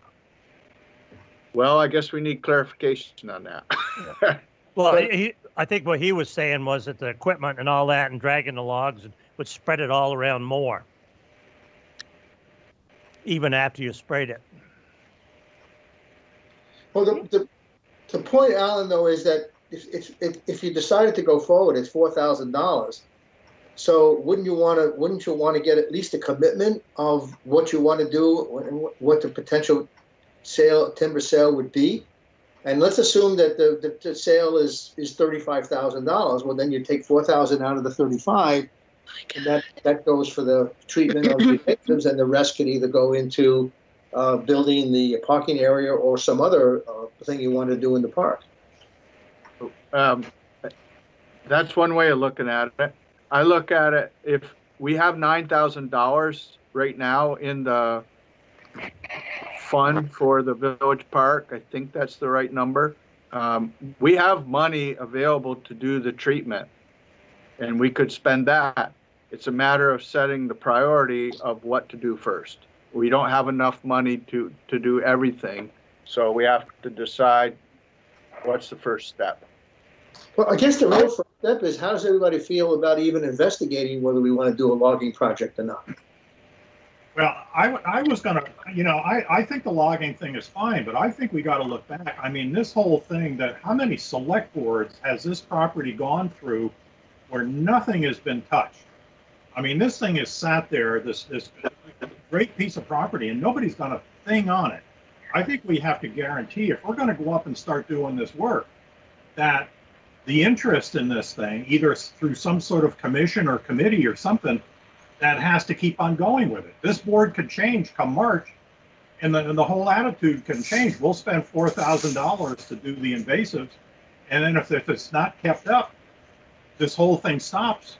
We end up like the sewer project. We invested $30-some-odd thousand, almost 20 years ago or whatever it was, or more, and nothing ever happened. I think there has to be a way that if we're going to do this, that this thing continues, and there's some sort of program in place that be it the interest, the enthusiasm for the park, the trails, and everything else is guaranteed to continue. I don't know how you can guarantee how we are going to impose our feeling on a future selection. Well, I have no idea either, but I hate to see that this money done. The five of us may feel getting rid of those invasives is our obligation. The next select board may think, hey, that's a wilderness area. We shouldn't do anything there. How do you know what the next group is going to think? And how can we tell them what to do? I don't see it. Unless you put it in a plan, like a 5-year plan or a 10-year plan, and they have to follow it. Well, I think there's a way that you could preserve the program as this present select board wants to do. But I think the real question now is, before anything else, is do you want to log it as a select board? Because I think what you're facing is, if we all voted today to do it, you probably can't log. I don't know, Alan, would you be able to log this fall or winter? Or would it be the following year? I think that's you would want that to be a winter logging operation. But could you do it this winter? I think so. Okay, because after winter, the new select board comes in and they might not want to log anymore. But the point is that if you knew there was X amount of money, 30,000, 20,000 from logging here, then you could go ahead and like Kathy says, put up a 5-year plan and say, okay, we've got X amount of money. We're gonna build trails. We're gonna build a lean-to. We're gonna build a gazebo. We're going to do whatever we're gonna go do, and that's laid down. And we can do that over a period of 1, 2, 3, or 4 years. But I think you have to figure out what's even. We're not even talking a lot of money. I have no idea how much money there is in possibility if you did a real good logging job of the timber there. And the only way you're going to know that is to get a forester to give you an estimate. I think too that there's more to it than just going up there and getting a skidder and a logger. I think you have to do some sort of a plan. I mean, I don't attempt to say that logging is sort of a willy-nilly event, but if you're trying to create trails, we ought to try to get the skidders or the equipment that's in there to create the trail, and then that becomes the user after the fact. So in my mind, I think there has to be some planning, and maybe you're not going to get as much for the value of the timber, because a logger is just not going to go up there and head straight down the hill as they would want to do with a load of logs. I mean, you got to think about, where are the trails going to be? What's this going to be in 5 years or 10 years? I think there's a lot of thought process involved, the way I look. I hear you. Joe, this is Suzanne. May I make a comment and ask a question? Thank you. So, Al, with all due respect, to your knowledge of forestry, I'm just wondering, to what extent would Hayden be involved in a project like this? In other words, is there a step ahead of the decision to log that is something like, what is the value of logging, and to what extent should we log in that property? I mean, I just want to speak up for the trees for a moment. Hear you. In this community over the past few weeks and months, the Nature Museum has been very active and library in educating the community about trees. We've all read and come together about books on trees, and I think there will be a lot of interest in this community on the environmental impact of logging that property. And I'm not suggesting that it wouldn't be a good thing to do. All I'm saying is that it seems to me there could be some preparation steps that involve either Hayden or the Nature Museum or someone to help us understand the real value and environmental value of logging the village park. Hayden was involved, and I think you missed a couple meetings, but yes, Hayden was involved, and Hayden decided he no longer wanted to be involved as a result of some of this pushback that you're already kind of hinting at. He got some pretty nasty phone call from one individual, and he said, I don't need to do this.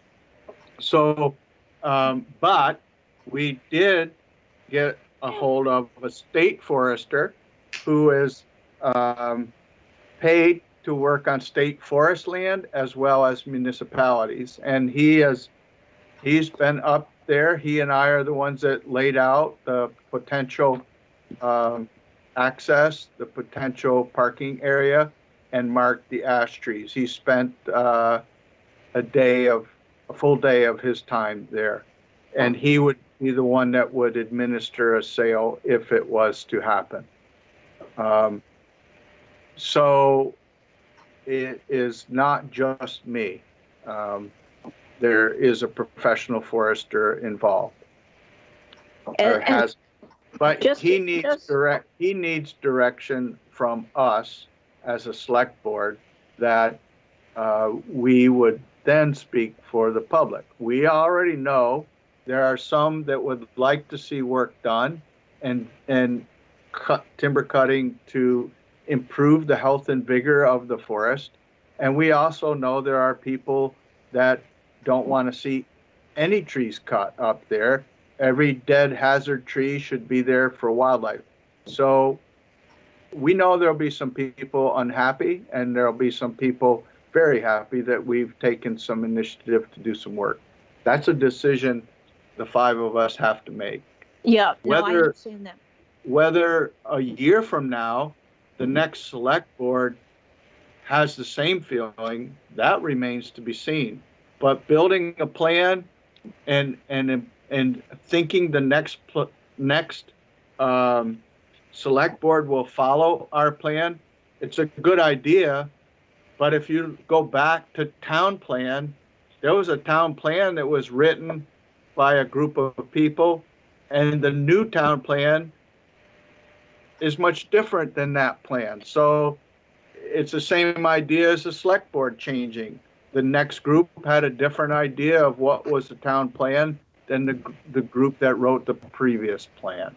Yeah, so I'm not intending to go down the tributary of the town plan, but I do want to ask you just two clarification questions. So first of all, the state forester who is involved, is that person representing the loggers, or is that person representing the land itself? Is that person interested in finding a balance between the ecosystem that's in that village park and the value and efficacy of logging that park? Or is the forester more a person representing the loggers? Would you just clarify that for me? I wished you had been with me when I was there with Tim. He has a degree in forestry. He has a reputation, and he has to answer to a boss, and he knows that he has to do what's right for the environment and what's right for the forest. So he has responsibility. And we had some pretty open discussion about what was their potential.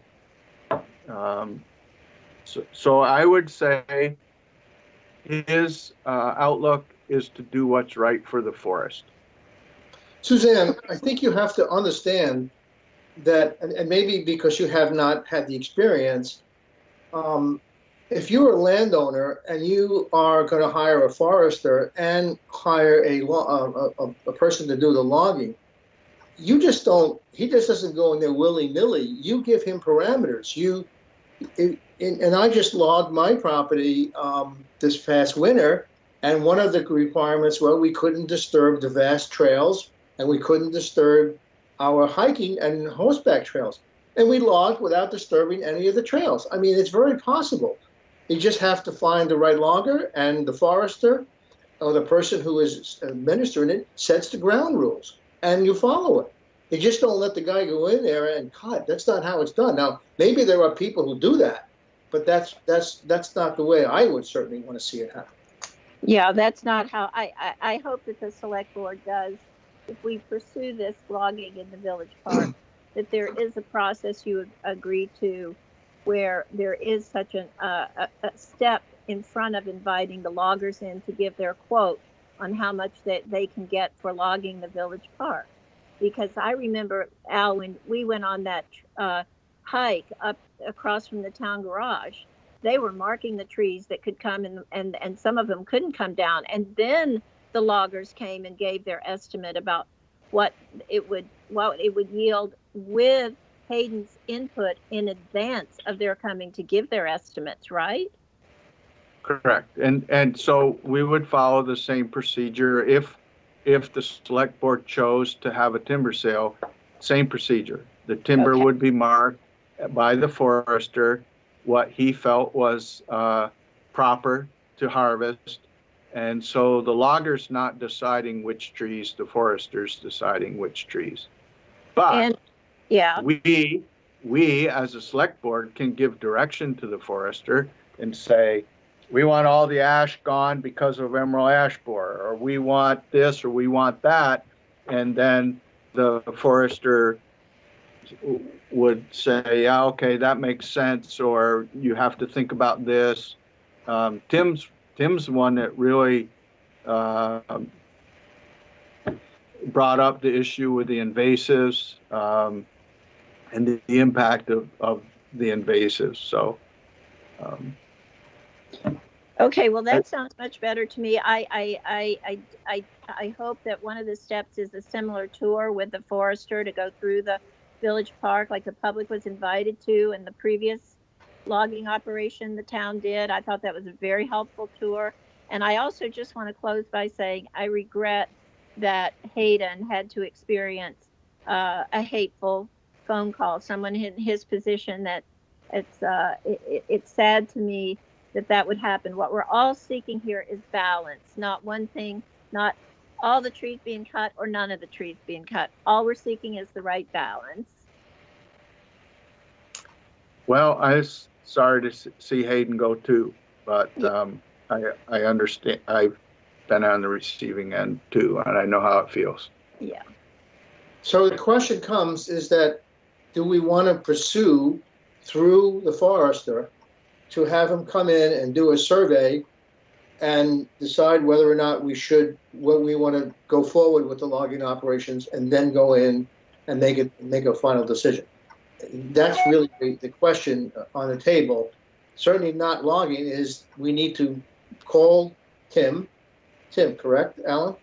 Tim Morton, Right. Morton, Morton. Right, and then have him come in and go through the park with marking and letting us know what the potential timber sale can be. And if we want to go forward with it, then he, as I understand it, would then mark the trees, and then we would find a logger who would get a bid from a logger, I guess. And that's the process. That's the way it goes, I think. Wouldn't we have to have some sort of a basic idea of a plan of what we want, so that way when we go in with a forester, we can give him an idea of what the town, what the select board is looking to do, as opposed to the forester telling us what he feels as though should be done? I think we got a ways to go. I think we got to develop some sort of a plan of what we want to do up there, then extend it into that 5 or 10 year plan. I don't know. My recommendation to Tim, if I was asked, was I would like to do an improvement cut. I would like to leave the forest healthier than it currently is. So I don't want to take all the great big oaks and all the great big trees, but some of them need to come out.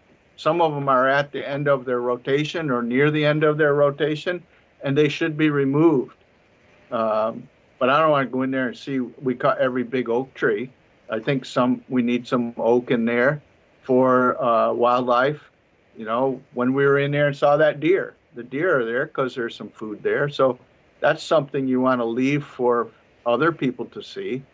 But I think we need to cut some timber if we want to maintain a healthy stand. Otherwise, it's like having too many carrots in the garden. They all are little stunted little carrots. But somewhere in there, you got to do a patch cut. You got to open it up so you can get this new browse and stuff. You know, Yep. use the bird or something, you know, Yeah. maybe gotta make a decision where that goes. Well, my question is even before the timber sale. We need a clarification. Do we do the invasive work first or second? We need to get that clarification. If it turns out that the invasive should be treated before the timber sale, are we willing to spend $4,000? That's what the estimate was. Are we willing to spend that out of the money that we have? We have that much money. We actually have more than that much money already on hand. Well, my answer to that, Alan, is somewhat taking Stan's position. I think I think we do have a plan, and the plan was to build a parking lot, staging area there, to build what was it, a lean-to or something we were going to build there.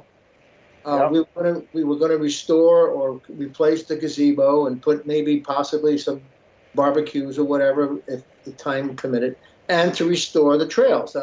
Now, I mean that was a broad brush plan, but that was the plan.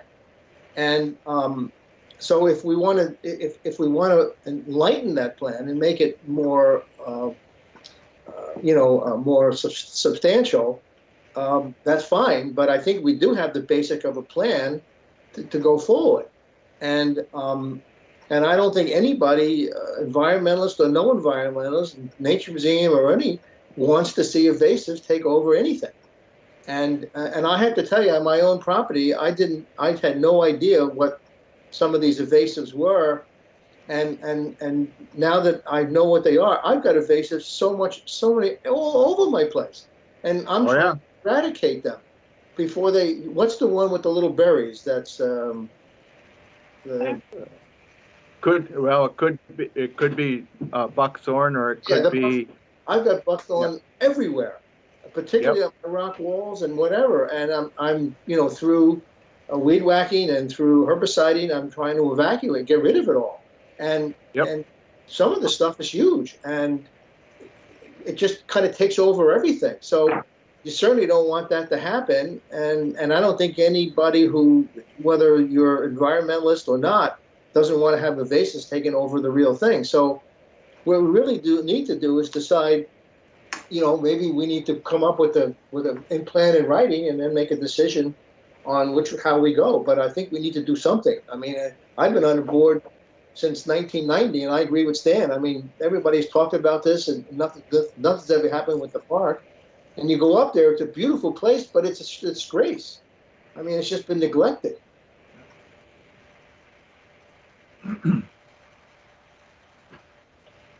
So, I mean, I don't know how you want to proceed with this, but that's just my comments. Yeah, I pretty much agree. I'd love to move forward with it, but I just want to make sure that once you make that step, invest the money, that it does move forward with some sort of a plan. I hate to think about, establishing another committee or another commission, as it might be, but maybe there's got to be somebody that can move this thing, continue to move it forward. Another group of people that can come up with a plan that can be approved by the select board or whatever. These people walk the land, have maps or whatever, and come up with some sort of a plan that can be approved. The only problem with that is it's not going to happen tomorrow. Well, I mean, I don't see why, Stan. I mean, we have Alan here. We have resources from the state. Why can't we come up with a plan ourselves? I mean, what do we need another committee for? Oh, if you can do that, I don't know. Me personally, if I want to put the amount of time that's required to do it, I'm not saying I wouldn't, but I'm just saying that right up front. I got enough irons in the fire already. If there's enough the four you guys want to say you're going to get together and do it, I say let's do it. Well, I think it's important that we have a plan. Should go with that plan. The evasives are just going to get bigger and bigger if we don't do anything. We've got Tim, and Tim could survey the potential for some of those trees to come down, and also do a patch cut for the birds. You could have a whole area, inviting those birds coming in, and the Nature Museum could take over that piece. A lot of education can happen around those birds. And I learned a lot when we went on that walk. And it's kind of sad to see the neglect that's happened in there. And it needs to be preserved. That's my thought. I mean, in my own 300 acres, we did a couple of patch cuts, and you wouldn't believe what's happening. I mean, the berries are coming in there now, and all that kind of stuff. And I've improved my property so much for wildlife. I've got more wildlife than they're coming in now because of the light that's coming in and whatever. And it's people think logging is a terrible thing, but it is if it's abused. But to do as Alan says, I forget what the term was, but to do a selective logging job and create patch cuts and to bring back nature, it's a wonderful thing when you see what happens to it.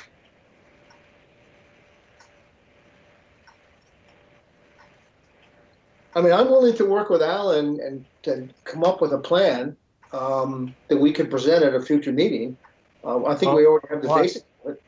I certainly wouldn't want to do anything before the whole select board says go forward. No, I'm not gonna go up there with Tim and make big decisions and say, oh yeah, Skitter's moving in tomorrow. So. But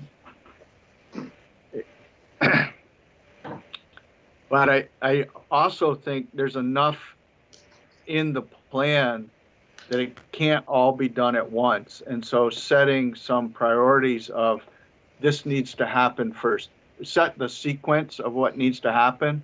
I think the invasives are pretty high on my list, that they should be taken care of first. But John, you heard different than I heard, so we need to get clarification on that. We keep on talking about the plan, and I know that the plan has been talked about. I guess for me, a plan is something that I can actually pick up and say, okay, step 1 is, step 2 is, step 3 is, on some sort of a piece of paper. I think that everybody, and get it approved, I think everybody has a different thought process of what the plan may be. Well, I'm kind of asking for you to help me formulate a plan, because I threw out a whole bunch of things, and I think there's more things to do than we can do all at once. And so I'm asking for some input of, yeah, let's do the invasives first. Let's, the lean-to can wait, or let's do the timber sale. Let's get the parking area done. That's what I'm asking for. Some direction from the rest of the select board. Well, that's my thought. Does anybody have any objection if Alan and I sit down and put this plan that we've been wrestled around in paper, and then present it either at the next or whatever, some future meeting, and then we can go forward with it and maybe put some timelines on it? Is that agreeable to everybody? It's fine with me. Yep. I think we have to do something. We have to move in some direction. Yeah. But I mean, I just look at that park, and it just breaks my heart to see that thing is neglected so bad, and it just needs to be fixed. Mm-hmm. Yep. I agree, and I do trust Al for all his opinions on what to do. I mean, he's very knowledgeable. He's been in the forestry business for a long time. He knows what he's talking about. And I trust any ideas he comes up with. So Alan has got the ideas. We'll work together, and I'll put them in writing, and then we'll have Bill go over it. And before you know it, we'll have a plan in writing that we can all discuss, and we'll put what we think on there, and then you could change the plan any way you want to do it, and we'll just put some timelines and try to get to a resolution. I like that idea. Let's try to have something let's have something for the board to look at for next meeting. All right, well, let's say future meetings. I mean, I don't want to, we all got things to go and do, so, whether it's done this meeting, but let's do it post haste, let's put it that way, within the next month. Well, if we wait until everything we want to do is done, we'll never get to work at it. Right. So I would like to get started. It may not be a finished product, but I'd like to have something to look at for the next meeting. Okay, Alan, We've so been talking about it for how long now? you and I will sit down, we'll get a date together, okay? Okay, sounds good. All right, so can we move on now to the planning commission? Is that agreeable with everybody? Yes. Yes. So, I think I heard it was, yeah. Okay. Planning commission, do we have anybody here from the planning commission? Dave I don't Culver see- was supposed to be. Dave Culver was sent an invite this afternoon, and let me see who's here because I can't see them all. Suzanne, No, he's not on there. Wendy, Nancy, Galen. No, there's no one here. I don't know. At this point, I think we should just pass this. If we don't have somebody from the planning commission to actually discuss this thing. I agree. I couldn't agree more. Thank you. Can I, Okay. can I just say one thing before we pass all this? I have the village designation program, and I know, Joe, you are interested in what it's all about and what it can give the town of Grafton. If you want me to copy this, No, I have that plan. you have it? I have a copy, but I want to hear the planning commission tell us why they need it. I know what it does, but what is it going to do for town? Well, for the economics, for one, and also it opens up all the grant possibilities. And we just talked about the park, and it has conservation grants. Okay, so, but why can't the planning commission come and talk to the board? I can't answer that. And nor can I. So let's put them on for next meeting and let's keep going with this thing and let's hear them. Does anybody else want a copy of this? If you haven't have it, Yeah, I'd like one, Kathy. okay. Yeah, yeah, too, actually. I don't remember if I got it. Yeah, they handed that out, Stan, a year or so ago when we gave the letter to the planning commission that we would give them permission to seek whatever they I did. don't This Anyway. was 2019, so I think it was in March last year. Alan, you have something to say? Yeah, you remember the email that Dave Culver sent to all of us? And he asked for some input or some feedback from us. And he asked, because of the open meeting law, that we send the comments to him individually. Some of us sent them individually and some didn't. I sent mine individually to him, and he thanked me for them and thought that I brought up some good questions, but the rest of you didn't see them. My questions to him was, if we were to go forward with village designation, does that make it easier, or does it make it more difficult if eventually we have village septic, village water, would it I don't know. So, but I think sooner or later, one of those is going to happen, village water or village septic. That would be a question. Maybe it makes it easier to do. I don't know. And that's all mentioned in the village designation for the grants for water. So there's a lot in this report that's significant that could benefit the town of Grafton. Kathy, I disagree, but if I were, if I three was or four planning things to commission- him, and he thanked me, and I'm a little disappointed. I expected he would be here to comment on those things to all of us. Yeah, so I'm a little concerned because if they really want this to happen, or they're very interested in it, why aren't they coming to the select board? And that kind of disturbs me. one thing I found to be, I thought terribly missing, and this was just the map that he sent out.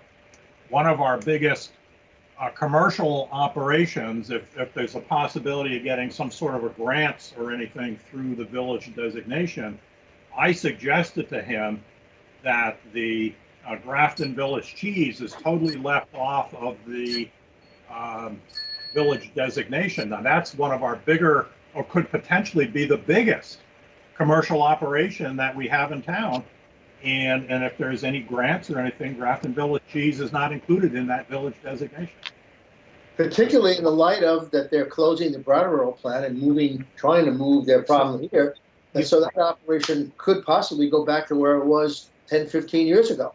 Yes, and they're not included in that village designation in the map. So that was a big concern. There's a quarter of a mile from the village is included, what they call the designated neighborhood development area. So I would think the cheese company would come under that. I don't know. That's a good question, but somebody needs to tell us. All right. Well, but we need them. I think we ought to just, yeah. We'll put them on the agenda again, and we'll take a look and see what happens. Yes. Kathy, this is Suzanne. Would you send me a copy of the report, please? yeah, I'll have it at the town hall. Okay. Yeah. Okay, the next item is the cemetery land. As I understand, talking to Bill, we have not heard back from Tim Muller yet. That's correct. So that kind of sits there, and we don't really know, according to John and to Danny, they walked the property and there were some red flags. We don't know what they are for, whether it's wetland, whatever. So right now we're at the mercy of getting Mr. Muller. There were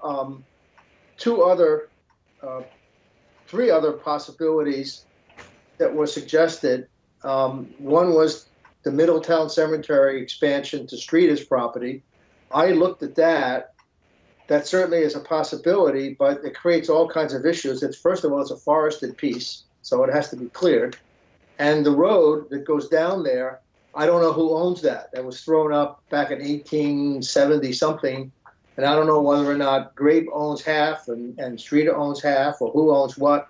So that creates that a bit of a problem. There was the other piece that was suggested. I think, I don't know, was John or Bill? It was a Holtville Cemetery. Yeah, that P&L Trucking, I think, owns the property. No, primarily borders that. And his land is for sale, and I don't know if that's been sold or not, but he borders Holtonville Cemetery. I think that was a contract. I think it's sold. So it's either sold or contract. Okay, well, that's a possibility. Well, if it's sold, then it's too late. It has sold, just to let you know. Yeah, okay. I thought so. Yeah. But that's still a possibility. Oh. Yeah, I guess you could talk to the new owners. Yeah. And the other one was Cobb Cemetery, and borders that is Mosley. And she was going to build a house there, and she died. And it was cleared by Errol. And so there was a possibility there. You know, just as you go in, Alan. Yeah, I know exactly what you're saying. Yeah. I think, was that Mosley that owned it? Yeah, but isn't there a piece of that that's church land? And Mosley had, I don't know, there was some piece around the cemetery that was church land, and Yeah, but I think that's over, Alan. That's gone now. I think what's that? I think the church land property is over. I don't think it exists anymore. Over? Yeah, I mean it's not a factor. But somebody, you know, one of the Perkins daughters, the one that lives out there, what's her name? I forget. There's another Priscilla. Yeah, Priscilla. But there's another lot for the other daughter that's next to us somewhere that was never built on as well. I think that's the lot that John's talking about. Okay, that's the one. Okay. I'm talking just as you go in on the Hall Ranch Road on the right-hand side. That's the one then. Just before the cemetery. But those are three. Yeah, but those are three other possibilities that we maybe should be contacting the owners and asking them. Yeah, so the reason why it's on here is that perhaps if it's okay with the board, then we could have Bill send a letter to these owners asking if they have any interest in selling or donating their land for a cemetery. I agree. I would agree with that. Sure. What harm would that do? Well, there's no harm, but you certainly don't want to do it without board approval. The Burgess Cemetery is, you don't have to go in too far and then you pitch down the hill and then you run into a lot of water. It is wet. Water was running really good when we were there. So I don't know how much of that with red flags around there too is available, you know, for extending the cemetery. Make a big pond out of it. Yeah. Float them. But I wondered if you can't do anything in that area. Well, we have to wait for MOLA, but does anybody have an objection if we send letters to these three individuals and see if they have any interest? All they can do is say no. I think it's a good idea. Yeah. You know, whether it's suitable or not, at least if they say yes, then you can go out on a field trip and look to see if it's suitable. If they say no, then you don't have to do it. Right. Well, you can send the letters to them, but on top of that, on the Vermont Atlas, there's a layer in there called soil types. And so like that area you're talked about, John, that was wet, that would show up on there. You can see a lot of it just without even stepping foot on the land, and then, you know, say, okay, this looks like we ought to go do a site visit. Yeah. Save some time. But that reduced the area at Burgess considerably because there was quite a lot of wetland there. What about the area before you get to the cemetery where the log landing was? Yeah. Yeah, that's good. But I don't know. He doesn't want to sell it separate. He wanted to sell the whole thing. So I see what you're saying. So you got to purchase the whole lot, and why we were looking is if you got to purchase the whole lot and there was good gravel and sand there, it'd be well worth to purchase it. Right. It's wash sand. That's what We can't do anything until we hear from MOLA to give us permission to do the 4 test pits that Danny and John, I think, laid out. So let's see what happens for that. But if it's okay, I don't know, do we need a motion to send these letters, or is this an agreement to just do it? You don't need a motion. Okay, so we all set to just have go out these three parcels, and then if there's anything else that you know of, let us know, and then we can send the letters to them too as well. Yeah. All righty. Okay, and then there was an alternative, and Bill sent pictures. Is this, I don't know how to pronounce it, columbarium? Columbarium, yeah. Columbarium. I mean, that is another issue. I mean, that is another possibility. I don't see it here, but maybe. Well, I think if you look at the pictures, let me put this one up. There are settings like we have in our park. Yeah. If you looked at all those pictures, Yeah, there are settings like this one. Wait a second, let me put it up. Like this one, and and there are others that are just not that. Just outdoor spaces. Let me go the other way. Just outdoor spaces that can be used next to buildings, next to parks. There is that you can put them anywhere, and they can be any design you want. There is a possibility. Since I serve on the Brick Church Committee, there was talk at one time of putting a small cemetery behind the Brick Church, but that doesn't seem possible because that's an alternative site for the chapel's septic system. But you could, I mean, again, I can't speak for the Brick Church, but you could put something like that behind the Brick Church and make a garden out of it, and that could become a cemetery for whatever it is, 20, 30 people who want to go in there. I mean, that is a possibility if they would be willing to do that. I don't know. That's not Grafton, Joe. Huh? That's not Grafton. And I agree, it's not Grafton. So, but Okay. But anyway, that's There's also the Wyndham Foundation wants to get rid of the village garden, and that could be another location. But Yeah. it's not Grafton. I hear that loud and clear, John. anyway. Yeah. All right.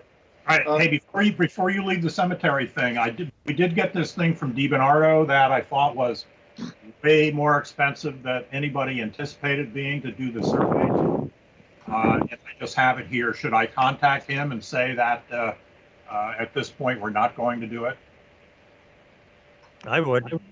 Was that the one that was 15,000, Stan? Well, it was almost 15,000. Yeah. Yeah. Well, there is, obviously it's a lot of money, but there is some issue there. I mean, we really don't really have a good handle on who's buried where and what things are. So I don't know if it's worth 15,000, but we do have some liability, I think. Oh, I think something is absolutely has got to be done. But I'm looking at now the possibility of this thing that the listers are doing. If that can show a decent enough layout, that's why I specifically asked about town properties. I did go on a site that Alan recommended, and that didn't me, but I might not have been doing it properly. But anyway, I just like to let him know one way or another that we could say we'll keep this in mind, or something to that effect, or what do we want to do with it? My vote would be just to say, listen, we're still discussing it. Let's, and see what happens with this map and whatever. I wouldn't turn it off, and I wouldn't turn to say yes. So, Joe, have we got the records yet from Don? No. You have to ask Kim. I don't know. She was supposed to meet with him, as far as I know. She's not here. No. So I'll check with her tomorrow. I can't do it. Tomorrow. I'll check with her tomorrow, John. Or Bill will. In the end, we may want to go back to Debo, but it seems like we could collect a lot of information and get it in a good, organized fashion to streamline the amount of work that he needs to do to put the final stamp on it. That's a good point. Yeah, that's a good point, Alex. I have to be in town tomorrow morning for a meeting with Mary Fetter. I'm not sure why, but anyway, I will check with Kim and see if we have where the situation with all the maps are and Don, and I'll let you know. I'll let Bill know, and you can let her know. Okay. Can we move on to the tree warden? Yep. We didn't get any volunteers, huh? No one. Not beating the door down? No. So, I mean, not that we need So to, you can just skip it right now. but what's the next step? Have any ideas? Send the constable out to arrest somebody and force him to be a tree warden. I don't know. No one wants to be tree warden. No one wants to be tree warden. I think you should appoint Danny, and then Danny can appoint his two workers to assist him. That's one thing. I know that they don't want it at all, but that is a solution. Well, nobody wants it. But... Oh, we had a tree warden for 20 years, but until something came up to do, they decided not to do it. Right. Well, on the more serious side, until there is a tree warden, it really reverts back to us, the select board. Yep. Correct? Yep. Yeah. Yes, that's correct. So right now, let's just we have the issue. We don't have any volunteers. We could run the ad again, just to see. Maybe people were a little timid, and let's put it on, for a meeting down the road and see what happens. Okay, I'll have her rerun it. Some other ideas will come to us. Maybe somebody will jump out of the woodwork. Okay. What's this response to the VLC? Oh, that's the one that Kathy and I didn't like. The resolution Grafton.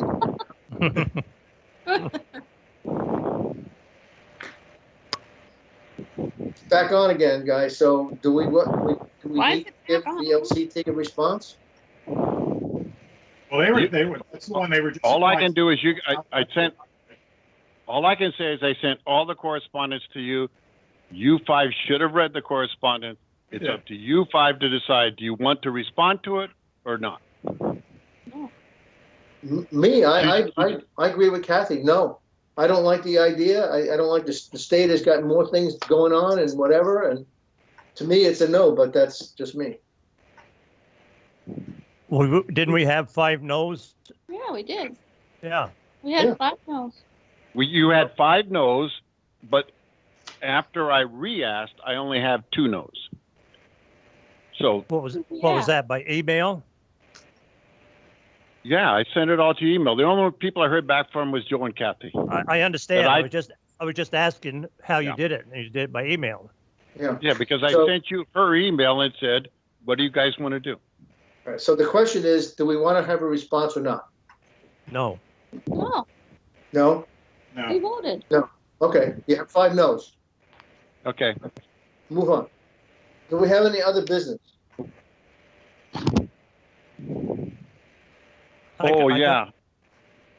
Oh, no, Joe, okay, Joe and I are going to meet with somebody on Wednesday with regard to a program for helping us do budgets, but I don't know anything about it. They're going to do a virtual thing, and Joe and I are going to sit in on it. I'm not excited about it. Joe's not excited about it, but we're just going to see what it is and what it costs. And Kim's not excited about it, but Kim's not excited about it either. Bill and I talked this morning that I think it would behoove us to at least listen for a half an hour presentation to see if it's something we want to consider. I have no idea what it costs, and I have no idea what it does and how it can help us. We've done a budget for the last, how long has Grafton been around? So I don't know why somebody's got to help us, but maybe things are better. Who knows? Is this through VLCT?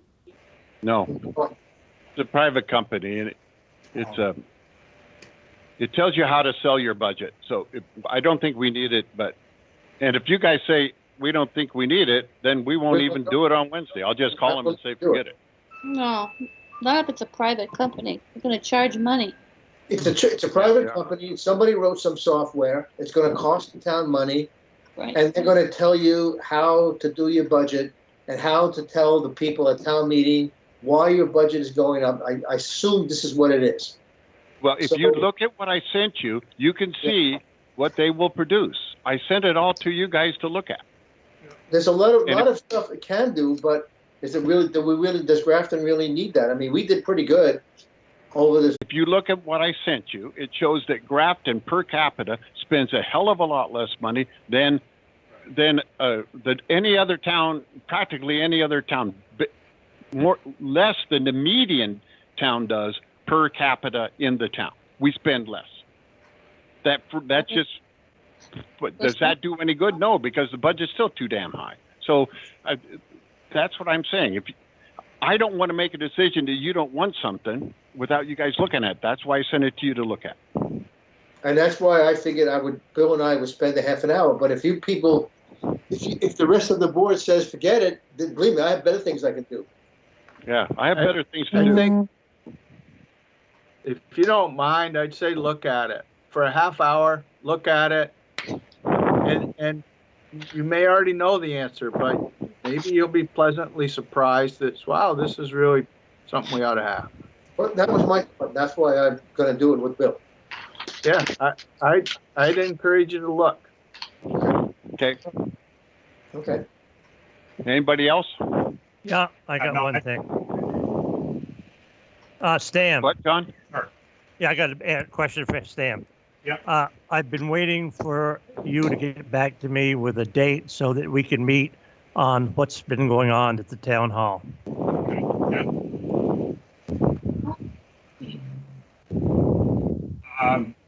I mean, I've just been waiting for this whole thing, the virus thing, to sort of blow over. I guess we're getting to a point now where we can, I don't know, whatever works for you now, if you want. You name it, as I said before. I'll send you an email. We don't have to do that now. Okay. I'll get back to you and we'll do that. Okay. Okay. Any other business? Do we have any public comment? Suzanne Welsh is gone. So the next meeting is July 20th at via team. Joe, Yes.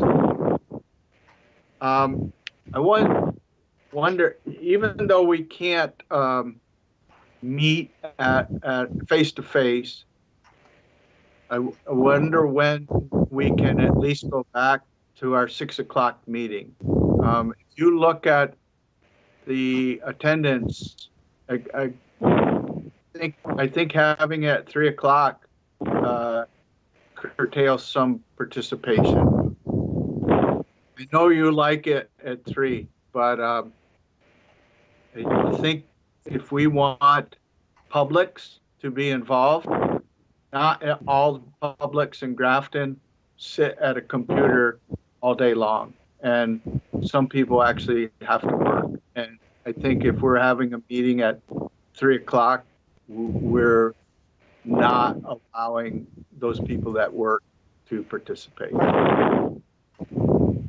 I can agree to that.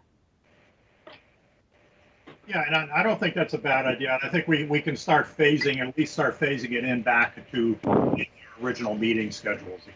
So, even if we're still doing it by virtual, still doing it on the computer, but at least we could move the time back to 6 o'clock. Yeah, it's fine. That works for me. So why don't we try the July 20th at 6 o'clock, and let's see how much more precipitation we get, and then make a decision from there. Works for me. Yep. Okay. So July 20th, That's what it. time? At 6? 6 o'clock. Okay. Okay. And since we have no other motions to adjourn, Make that motion. okay, Alan, and who seconded it? Second. Dan, got that, Bill? John got it. No, Alan and Stan. No, Alan and John. Oh, Alan Alan John. and John. All right, listen, before we go, Alan, let's email and find out when you want to meet. This week, tough for me, but next week is better. Okay? Okay. This week's better for me, and next week can work. I'm in Boston. I'm out of town 2 days next week, and I got a meeting tomorrow, and Wednesday is another one. Okay. All right. I can make it work. Do you have any particular date next week you want to do it? Let me know. They're all about the same. Pick one. Wait a minute. I'm going to stop the recording. Wait a second. Okay. Time out. We can do it. We can, Alan, there's